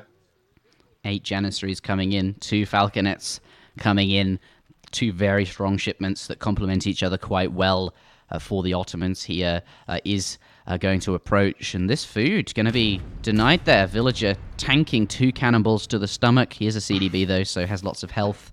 But you're right. How do you handle it? It's very, very difficult. I think SoldieR perhaps lost a bit of confidence in the previous 2 games and thought, and maybe just sort of losing it a little bit. But 2 falconets of his own do arrive, and he's got, he's got that colonial army. You said it's not overly helpful, but at least it will be something to defend the falconets here. And if he can win the Falk War, then he might be in a solid spot. But Diarouga getting back here, lots of Jans. 1,000 wood has come down, and with that, looks like because it's not a shipment, is going to stay passive sort of a bit longer. It might be hard to there is not going to be a Falk War for the time being. Oh, we didn't check the hunts, but I don't think it was. I think it's just normal. But I did forget to check the hunts. But I think it's just New England. Like it's 10 minutes, so and 1 hunt is denied by the galley, so that's all. But one thing I want to talk about is the fact that 2 falconets one-shoot a galley. So Diarouga does have still to be careful about that, because each falconet does 300 damage to the galley, and it could die instantly. So. Yeah, if it's not very careful, is creeping forward with those falcons there. Perhaps he's intending to get a sneak shot on the galley, as you would say. Is coming in now. Looks like they're getting in. Whoa, what was that? But he does spot it. Is going to come in. Yes, and does take down the galley there. Yeah, that's a good start for SoldieR. He needs more than that, though, because now Otto is ahead in eco. He's got the full stagecoach, and he's dropping a second TC. So France has to push rather soon. Maybe he can ship a frigate in the pond and deny the TP line that way. But then again, Diarouga can also get 3 galleys and a frigate. He has 1 more water shipment, so it's going to be tough. But we'll see what SoldieR can do. Yeah, and meanwhile, Diarouga just being very passive. As you mentioned, second town centre coming down. For Ottoman, that's, 3 villages and full stagecoach line as well. So setting up for the long game, quite a solid economy. But this eco graph looks very in favour of France, but that's because, well, Ottoman, their village is trained for free, remember. That's basically like you're not using up food, which is really strong. Yeah. Is pushing out now. Here he comes. 2 cannons going to fight these trading posts. He's got a reasonable mass of skirms, but no shipment. Avis guns. Yeah, are they going to come in? They does focus them down, though. I don't know why he sent them forward alone. You kind of need to bring them at the same time as your 2 falconets just to help you swing the fight. But anyway, he lost lots of Abers and Jans, but now he's got 2 falls to 1. So SoldieR is going to have to go back, even though Diarouga took a pretty bad trade. Yeah. And he's just rackboxing all his army with the falconet, moving really slowly. But now he realized that. The water spawn point has moved, so the frigate will be coming very soon. Let's take a look at the deck there. No privateers in the deck, but the frigate at least is for free. And remember, if the caravels, if the falconets are next to the pond, and when the frigate pops, they can get a broadside off, which can instantly kill a falconet. So that flag could be really, really strong if the boat arrives. Is now coming around this side. He's back on his hunts, though. He's got food still. Oh, both frigates popping right at the same time. Oh, wow. Look at that. 1241 for both players. That's insane. But there's only 1 falconet for SoldieR, but it's a little bit closer and might help in the fight. But Diarouga is going to bring his own falconets and probably snipe the SoldieR's falconet. No? Just... what's going on? He hasn't seen it there. It does see it. He gets 1 free shot, though. But it is going to be enough to swing the fight. He is going to... his frigate is going to live. Oh, that's insane. So now SoldieR's frigate is alive and trading off the goons. Oh no! But the goons from behind! What? Oh no, SoldieR! Yeah, I guess they were in the same control group and just went there. Oh, that's not ideal. And where's his frigate gone? The frigate died? Oh no! So the only good thing going for SoldieR there was the fact that he was left with a frigate, but obviously the Ebuskans just one-shot this low HP frigate, and we're left with Otto still kind of ahead in eco with more map control. and just more units. So, and next, I guess we're gonna see like Jan combat or something like that. And without Falx, gonna be having really to hard. deal with the enemy Falx, that's going to be really, really tough. And just, this is not ideal. Falx creeping forward, yeah, pulling in the Vils now. He just has to. Sending them towards the Falx, he wants to Vil punch them down. But looks like the Jan's turning around to focus them. I suppose that's okay, since the military unit's not taking any damage here. Yeah, but coming in it's from the pretty side. much over. At this point, it's just... I think it's just over. Yeah. Otto has officially now more villages and friends, so that's one thing to consider, and he's still really ahead in military. So, and a third town center going up for Diarouga as well. So what do you do here as friends, besides resigning? I don't really know. He's also got like no resources left. I mean, he's got gold but no hunts, so... And yeah. they're going to call GG there. Diarouga picking up his third victory in this series. A really, really strong showing from him there. The first two games very close, but Diarouga, very, very nice performance in this third match. Yeah, that was quite one-sided. Then again, to be fair, I don't see France beating Otto on this particular map. But yeah, definitely well played from Diarouga. He didn't overcommit or something. He just like pressured enough early on and took map control and with the help of Abus guns and falconets and galleys and whatever in the pond, just able to win it. Yep. And that is the story of that game. It is now match point. Diarouga up 3 points to 0. And if he takes the next victory, he qualifies for the LAN. And we will be seeing him here in the UK, in Manchester, in July. Again, anyone listening, you're very welcome to attend. We have plenty of room. More info on that to come soon. But there's lots of space in the studio. Soldier, he's got his work cut out now. 4 victories needed in a row. Otherwise, he cannot qualify in this particular match. And if he loses, he drops down to the lower bracket, which there is still a chance to qualify, but it's going to be a tough road down there as well. This is a big game, and Soldier not performing today. Diarouga 3 points up to 0. Let's head on out into the next game and take a look at the civilization picks.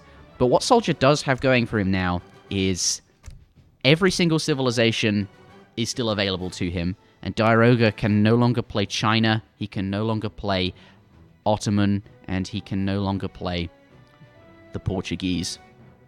So Soldier... Yeah, but he can play Spain, and he does pick Spain, and we all know how good Spain is with ATP on high plains, so I wonder what Soldier is going to answer to that. I guess he could still pick Germany or France, because they do pretty well against Spain, but we'll see.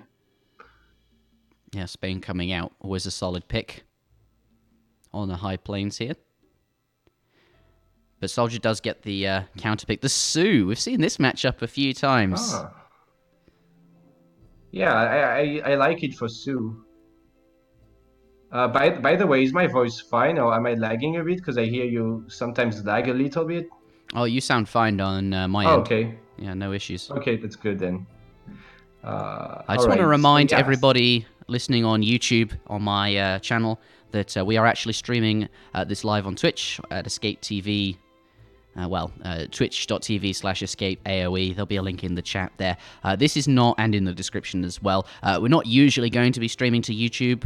This is sort of a one-off thing. So if you want to follow me and what I'm up to live, I stream full-time now on EscapeAoE. So do check us out over there. But we are clicking into game number 4 in a best-of-7 series between Soldier and Diarouga. The score is 3-0. Diarouga up 3 points to 0. Soldier's got his work cut out for him now to win this series. But let's see if he can take a game or maybe 2 off Diarouga. I think most people have their money on Diarouga here. He's a very strong player, and we expect to see him at the LAN. But Soldier also very, very strong. But today, Diarouga besting him in this series thus far. Let's start with Soldier. Here he is in the south of the map, in the color blue, playing as the Sioux.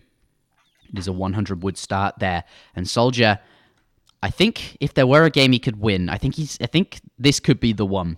I really like Soldier as the Sioux, and for some reason I really, really like this sort of matchup. We've seen Sioux and Spain play a number of times on different show matches on this map, and indeed the tournament as well. And it always seems like, Sioux in a very solid position on the ESOC patch at the moment, a very strong civilization.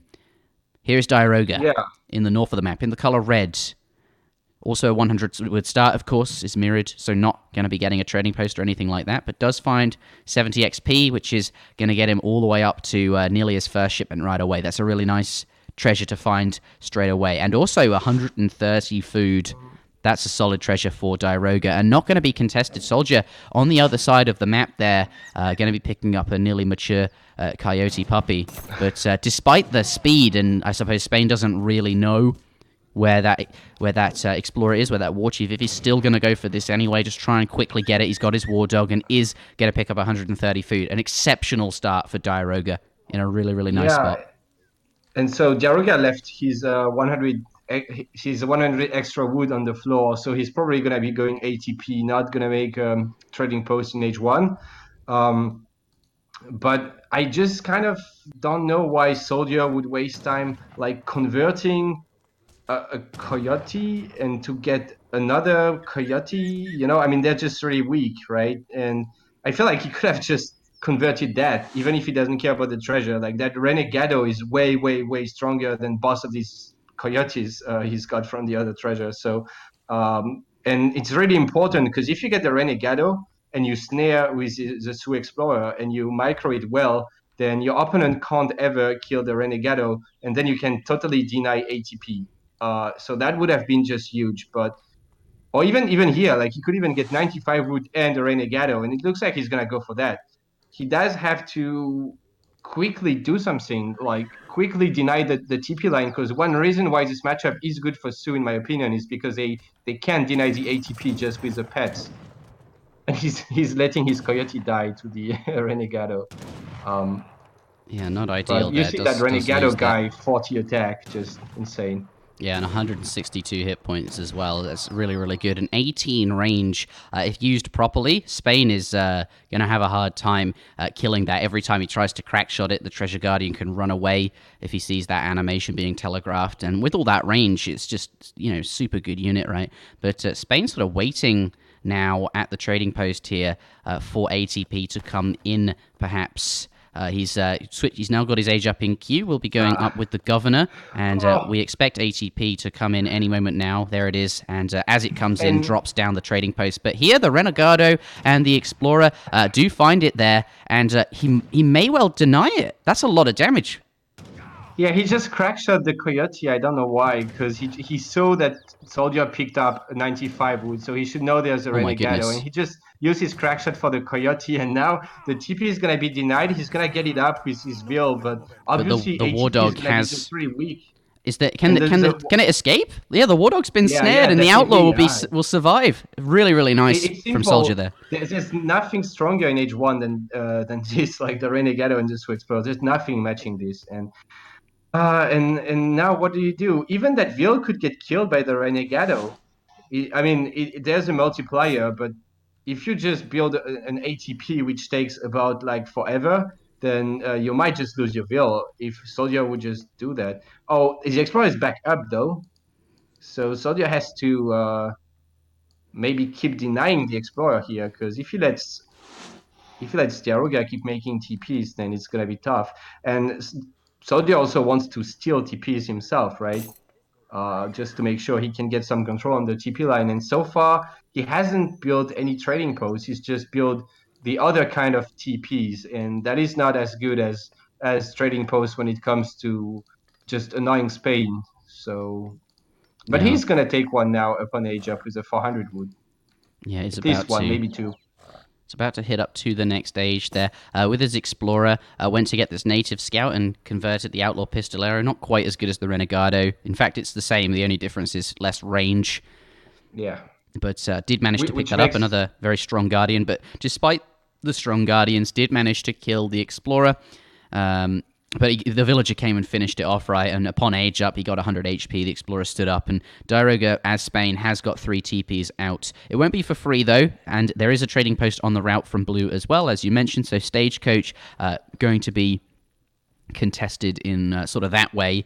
But Diarouga, look at that. Spain already 2 shipments ahead. Their bonus coming in strong at the moment. I suppose Soldier has only just clicked up, so we'll see his first shipment very, very soon. But Corral now coming down from Soldier. Going to start with Cavalry.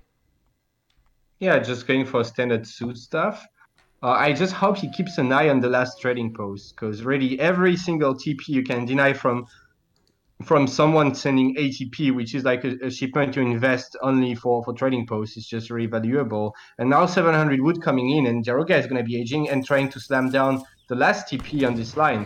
And SoldiER is apparently not trying to deny it, and that's, in my opinion, a mistake, because he really could.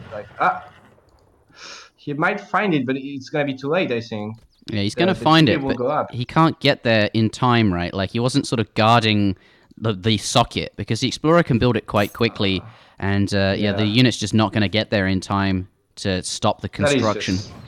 And now that it's up, it's got, with ATP, a 25% ranged attack, and it's so many hit points. It's going to be very, very hard to kill. So your best bet is to stop them going up in the first place. And as the Sioux, you can do that. He had 2 Outlaw Riflemen and a Pistolero was the other, which would be very strong. But Soldier not doing that. But what he is doing is, 5 villagers coming in, 700 coin to start with, is going to go straight up to the Fortress Age and play there. But Spain in a strong spot with 4 trading posts.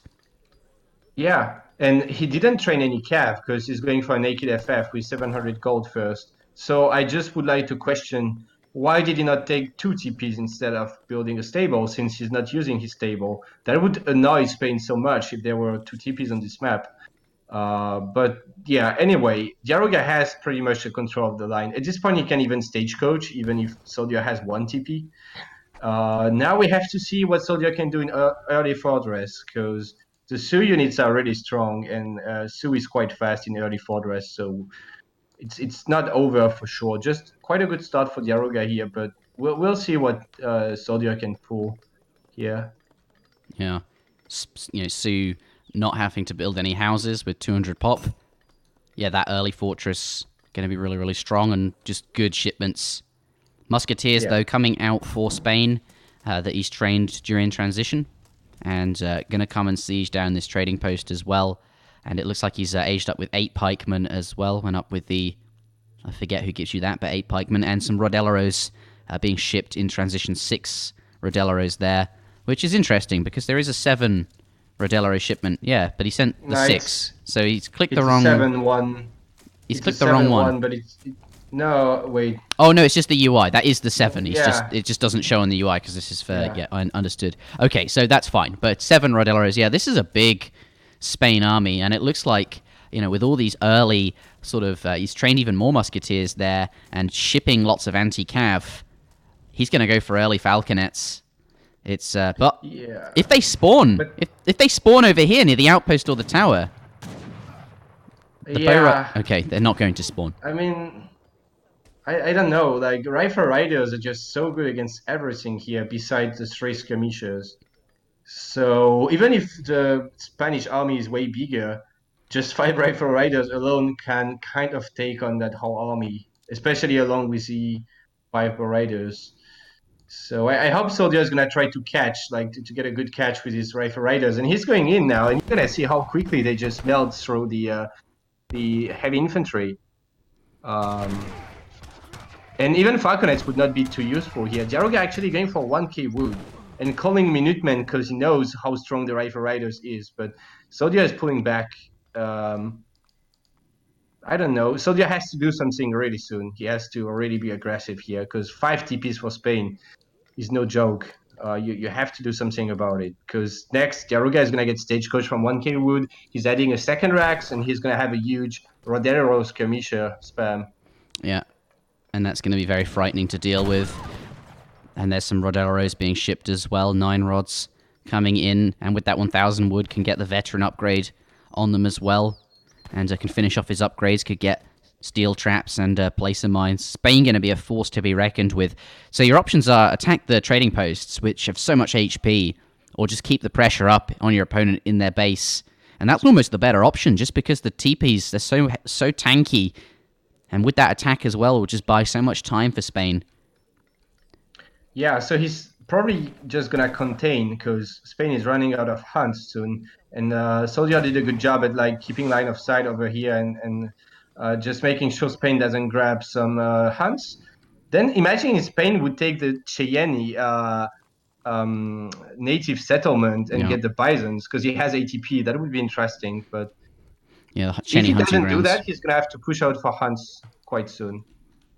And I think the Sioux army wins this. To be honest, Yeah, he's just got he didn't ship falconets just yet. He sent 8 Rodelleros there, which I believe is actually 9, and sending 7 yeah, and Rodelleros as well, which is actually 8. The UI just doesn't display that properly. No falconets just yet, just massing up in infantry. No intention of shipping falconets. What do you make of that? Just training all the well, Rodelleros.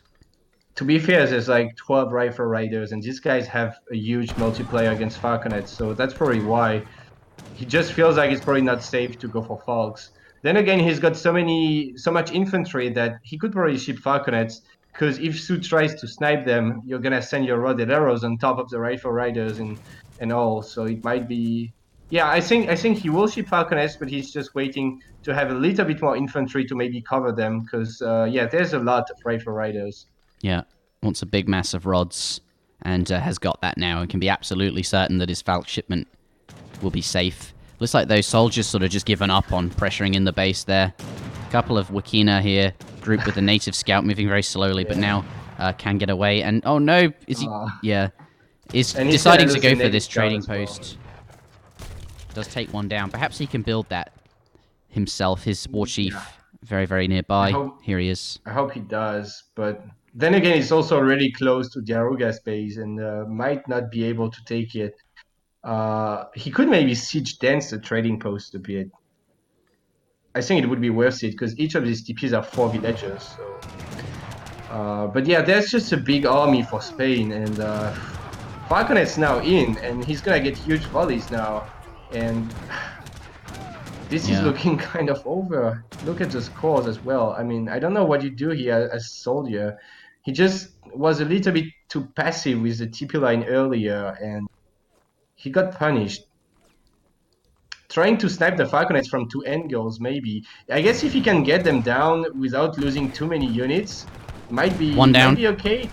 2 down. Yeah, but losing how many rifle riders here? Just like good each trade. rifle rider is so expensive. So, he did trade off the Falconets, but, did pay for it there. So I don't think Diarouga are going to be sort of too upset. And now the rods up in the face here. Those skirms toast. They aren't getting away. But the Rifle Riders, they are able to take these down quickly. And on the other side is getting a raid in there. Yeah, he just needs something to deal with the skirmishers, because with the Rifle Riders, he can deal with the rods, but he needs some kind of hand cav to bait the arrows forward and then snipe them, because he can't challenge his skirmisher mass with Wakinas. He's down to 10 Wakinas. There's no way he's ever going to catch up in the skirmisher count. He's got 1k food though, so no, wait, never mind, he spent it already. I thought he might go for the DockSoldier big button soon, but never mind. Yeah, that's one way to get Cav. Being forced off the food here. 3 dog soldiers coming out as a shipment, and being pushed across the map here by Spain. I mean, his eco is 10 vils up, but given that these are each 4, that's 16 vils just off a trading post there. Spain really is ahead, and Spain, they don't have steel traps in, so actually the same market upgrades. So maybe this is very similar military unit masses here, and we're getting close to that dog soldier big button timing. Yeah. Soldier just needs to find the food to actually send it, and that could be really strong.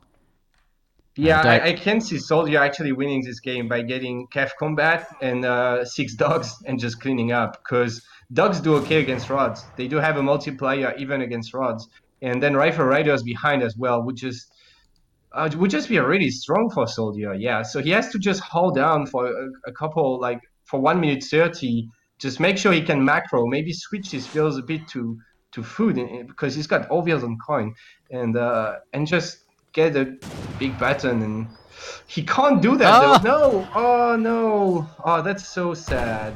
That is probably GG. He's losing so many. Big snare. Like lost already four rifle riders, 5 now. for nothing. Yeah, that getting caught by the melee units there slowed them down, and the skirms are able to get quite a lot of volleys. And these are, such expensive sort of low HP units in the sense that they are basically countered by everything because they counter everything. Lots of them going down to the skirmishes. And Diarouga is forcing a fight just before the big button timing, probably because he knows about it, and he's trying to do some damage at least before the big Sioux timing. But SoldieR is really not macroed for the big button, so sadly he might not be going for it. And he also doesn't have Cav combat in yet. I think he needs to stop fighting, just go back, get your big button, and then fight. Yeah. But he can't just so many of them going down, and 5 Axe Riders coming in as well. Just the Rifle Riders, not the best range, and they keep getting very close to the skirmishes and being in awkward positions and taking a ton of damage here. But the Rods now coming forward here. They sense an opportunity. Those Dog Soldiers going down very, very quickly. The Axe Riders coming around the side there, but not in the fight just yet, which is very, very awkward. The Rifle Riders being focused down by the skirmishers, trying to keep them back there. Wakina now on the front, taking a lot of damage from the Rods, and the skirms behind that as well. More Wakina do pop out, but all the Rifle Riders basically have gone down. But having said that, SoldieR, he's sort of come out ahead. No, perhaps not. What about the eco? What? How is Diarouga on 23 bills? I think we missed something there. We missed a big raid. What the hell? I don't know when that happened, but that's a big raid. So I guess if he can still get the big button, he might still be fine at some point, because he's just so ahead in eco now. Well, not super ahead because of the TP line, but that's how did we completely missed something? There must have been a raid. I don't understand. Obviously, we can't see any dead vills because they don't last for very long on the floor. But yeah, that's 12 dead vills for Diarouga. So SoldieR's still in this. If he can just just sit tight. I mean, like Spain's XP curve has to be coming to an end soon. It's going to be very stretched, and that's good for him. Like, it's basically the pressure will slow down, but there's still a ton. Look, he's basically double the units here, and big raid. That is gonna even up the gap, and he's now shipped Cav combat, but he's got no Cav. Like, yeah, sure, it's gonna work on the Dog SoldieR big button, but Cav combat is just so much weaker now than it would have been a minute ago. Instead of these 5 Colonial Axe Riders, he decided to ship. Also, still no Fire Pit, no War Dance, nothing. I really feel like SoldieR could win this game. I don't want to say easily, but rather easily. Like, he already had the tools to win it. He just needed the Fire Pit, the Cav combat, the dogs, and then I think he would just win the fight directly. But he is saving for the big button now. Yeah, but there's a lot of Rods. Kind of too late. I don't know. Yeah, it does feel like it's a bit late, and these vills being chased down to the very end there, which is definitely going to even up that economic score a bit. But at least Diarouga doesn't have any more unit shipments, I believe. Or maybe he's got like 12 pikes in deck. Yeah, 5 Haas, yeah. So that's not super good for Spain. But I guess there's going to be one last chance for Sioux to make it happen. He is going to have a better unit composition, right? Like, Skirmisher Dog is going to really beat Skirmisher Rod. Just because the Rods are going to get sniped and then the Dogs are going to kill pretty much everything. But if he doesn't win this fight really hard, SoldieR probably lost the game. And the Dog Soldiers are now coming in. He's going for the 18-minute timing, which gives him an extra Dog Soldier compared to the 15-minute timing. And he's got Cav combat in, like you were saying. So these Dog Soldiers, 770 HP, 39 attack here. And he's going to find himself on top of the skirmishers there. But the Rods, they are nearby. But they are kind of a bit getting stuck, forcing the Dog Soldiers away. He just needs to focus down the Rods now with his own Wakina. But Lancers and Hussars coming around on the side, and they do find themselves on the Wakina. SoldieR saying GG in the chat there, and the resignation coming out. Still no Fire Pit, sadly. That's I don't know why Diarouga says it was unlucky, to be honest. I think SoldieR could really win that. Well, yeah, the Age one was really good for Diarouga, but still, I think SoldieR could win that. But it's a convincing performance from Diarouga anyway, winning 4-0. Yeah, Diarouga doing very, very well, and a very dominant, very strong showing there from him. Let's see if we can get him on for a chat And he's now qualified for the LAN, so we'd like to speak to him, see how he feels, that kind of thing. But SoldieR, such a strong performance throughout this tournament, but sort of falling apart here in this final game here. Just 4-0, being knocked into the lower bracket, and now he's going to have to... He could still qualify, but he's going to have to go through either Tabin or Lucas, one of those players, I believe. No, that's not right. I think he has to go through Hazard, actually. Who also has to go through Tabin or Lucas. So yes, he has to get. It's just a really tough road, and that'll be in the brackets. But let's see if Diarouga will come on for a chat. Let's speak to him now. I'm just going to add him straight into here, I suppose. All right.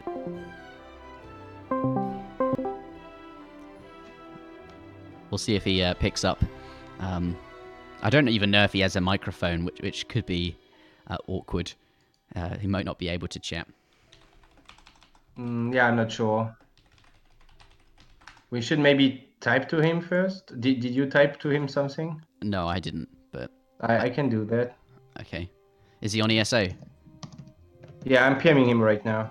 Okay, so looks like he didn't join in on the Discord group, but looks like Kaiser going to be talking to him on ESO. We'll see if we can get him here, but congratulations to Diarouga.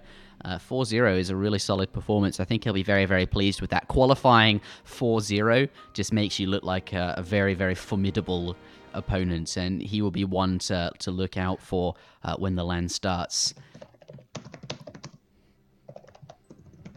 Yeah, okay, Diarouga is up for an interview, yeah. Oh, nice. All right, then. So I'm telling him to answer to the call in the Discord group, and we'll see if he can join soon. And but yeah, he did win like 4-0 really convincingly. There were some pretty close games. Most of the games were really close actually, unless except the third game, I believe. But every other game was quite close, and I think SoldieR didn't need much more to win, but he missed that, the cherry on top of the cake, maybe, to just beat Diarouga. Like Diarouga had just the edge in every game, so. Yeah, it just looked like he was, on form. Yeah.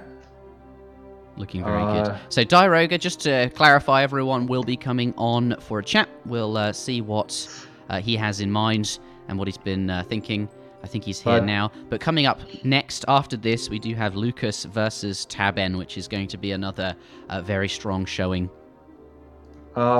His Discord is bugging. It looks like there's problems with Discord, just like we had earlier, So, I don't know. Hold on, I've got a better idea. Let me... Oh, it works now. Okay, well... Okay. Oh, here he is. Hi. Right. Hi, I've never heard you speak before, so this will be fun. Welcome, Diarouga, and congratulations. You are now qualified. We'll fly you out to the UK, to Manchester, to compete at the studio. How are you feeling? Well, I'm happy, of course, because honestly, I didn't think that I could perform that well these days. I used to be really strong in 2015, but now I had a lot of hard time in previous tournaments against ASAMP in the TWC in show matches. Yeah. So, and you had a hard time against... Pardon me, against ASAMP this tournament as well. That was also a very close series. I think the previous match to this one, it was a sort of 3-2. You did end up beating him in the end, of course, to finally be here. But yeah, it does look like... have you been playing as much recently? Do you think you're as practiced? I know SoldieR's been playing a lot. Have you? Well, I haven't been really playing a lot these days. But I don't know. I don't think it matters that much. I feel like I'm just kind of predictable now, and people like ASAMP or Kaiser in the Monosif Cup could just abuse that. Kinda hard for me now. But you did very well today, so that's pretty good to see. Yeah, honestly, I had some lucky games. Like the first game, I feel like he kind of threw it. He had the win.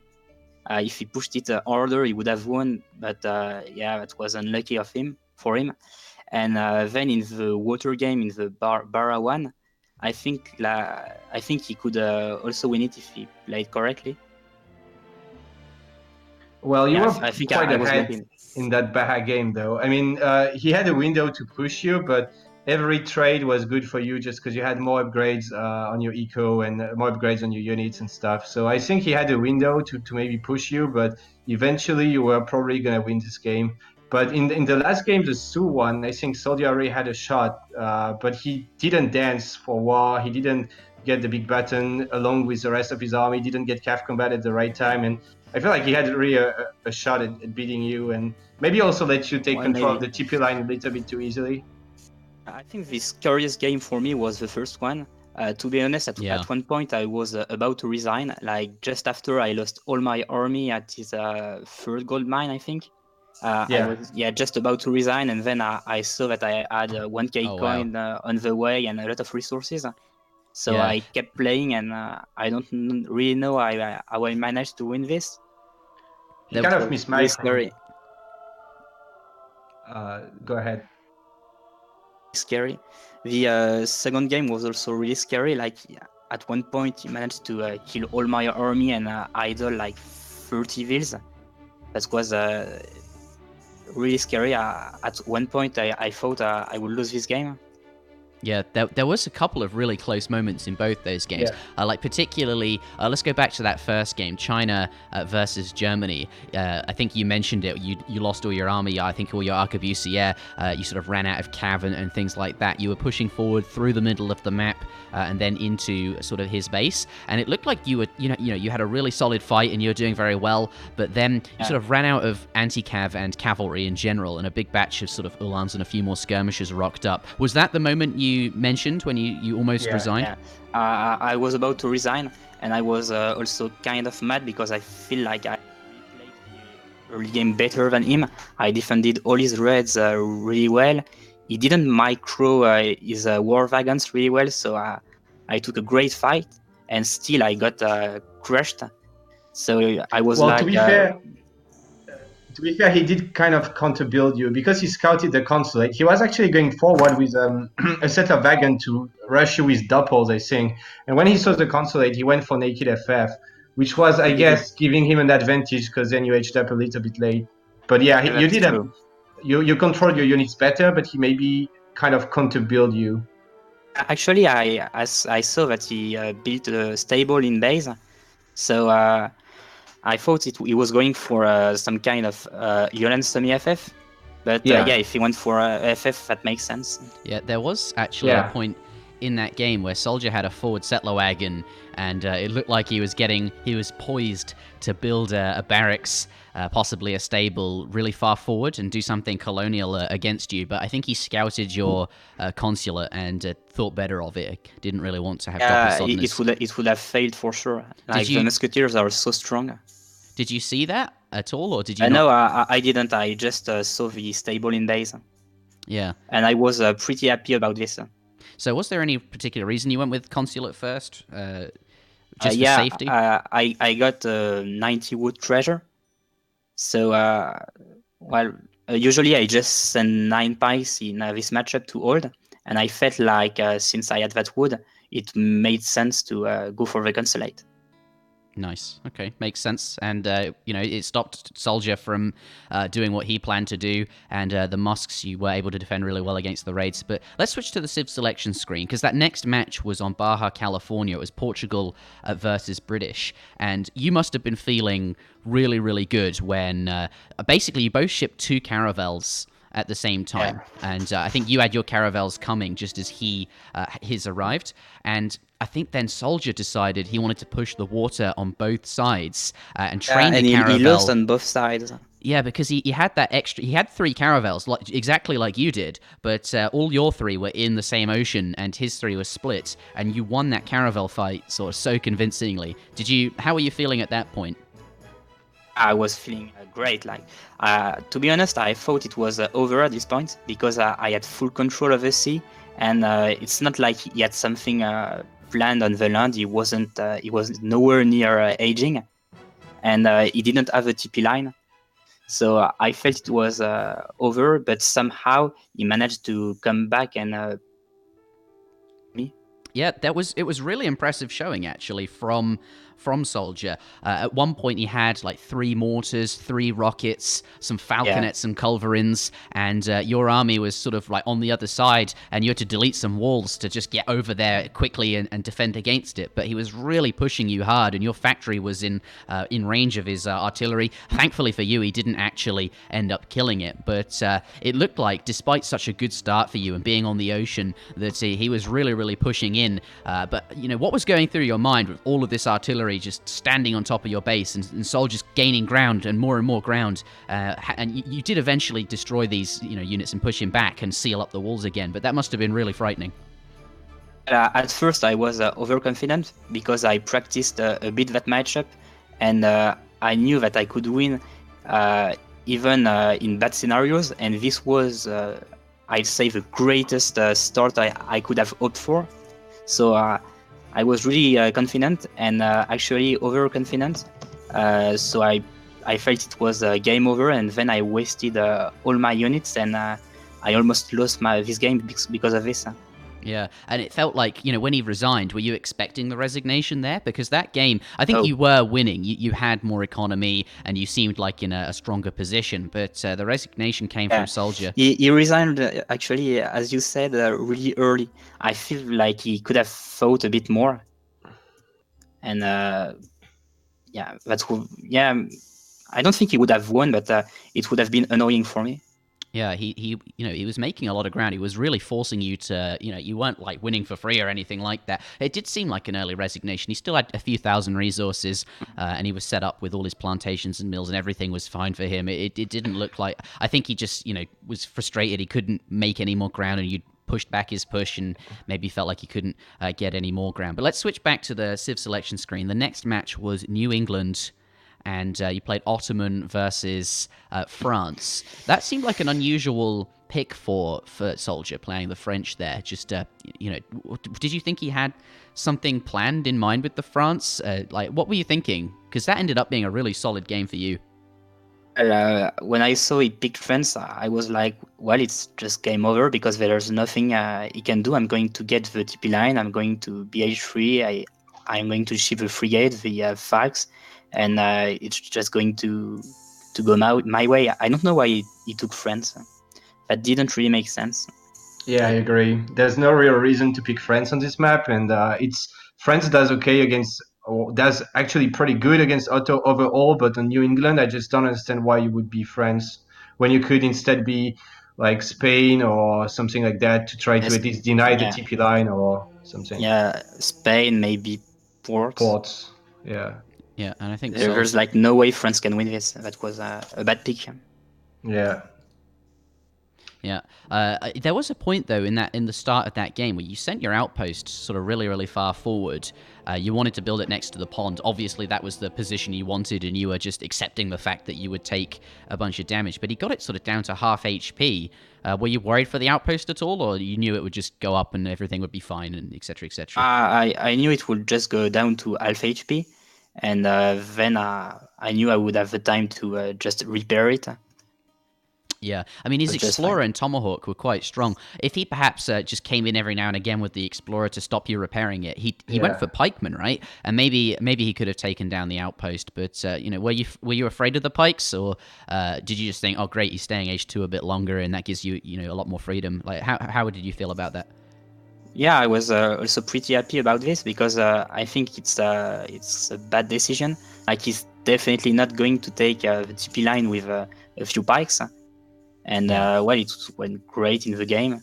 And I think that he should have tried to age really fast and read me with goons or cuirassiers. And then start with Assaurs in H2. And then the final game was, really nice showing from you. Kaiser, I want the chat's asking, I think we should ask at least one question and answer in French. I think we'd like to see that, just the one. So if you have something prepared, that would be cool. But I think we'll leave the interview there. So if you have something in mind, go ahead. I have to ask a question in French. Yeah, I think people want to hear it. People are like, do the interview in French. We want to hear a question in French. Yeah, I can do that. But before that, I would like to ask one real question, if you let me. Yeah. That raid in the last game that we didn't see. I want to know what happened. How did you lose like 10 villas Oh, Diarouga in yeah, the we last didn't game? Because see we that. didn't see that, and I'm just curious about it. Did I lose 10 vills? I think you did. Yeah, you lost like 12 villas at some point. Like Yeah, but Sioux- that was on purpose. At some point I just threw 10 vills in his army because they tanked so much damage, and I think the dog soldiers were attacking my vills at some point, and I knew that with 5 trading posts I just didn't care about 10 vills. Okay, we So, didn't see that. I was just curious because suddenly like Sioux was 20 villas ahead, and yeah, like but I that was like, doesn't matter what when I have a happened? TP line.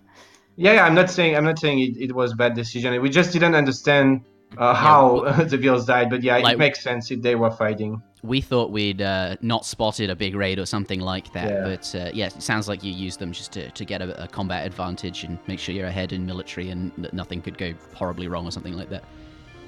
Okay, then good that we asked that question, I guess. So you want me to ask a question in French? If you have something prepared, yeah.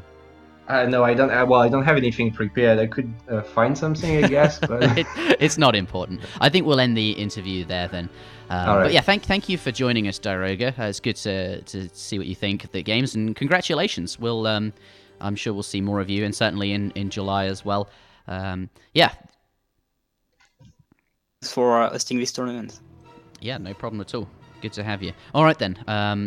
I will leave the call, and next up will be Tabin versus Lucas. I'm not sure when that is, but we'll throw up this. We'll throw up a timer, and we'll get back to you very soon, and that will be happening next. But yes, thank you guys. Thanks, congratulations, and thank you for casting, Kaiser. And I will see you in a bit. yeah, see you.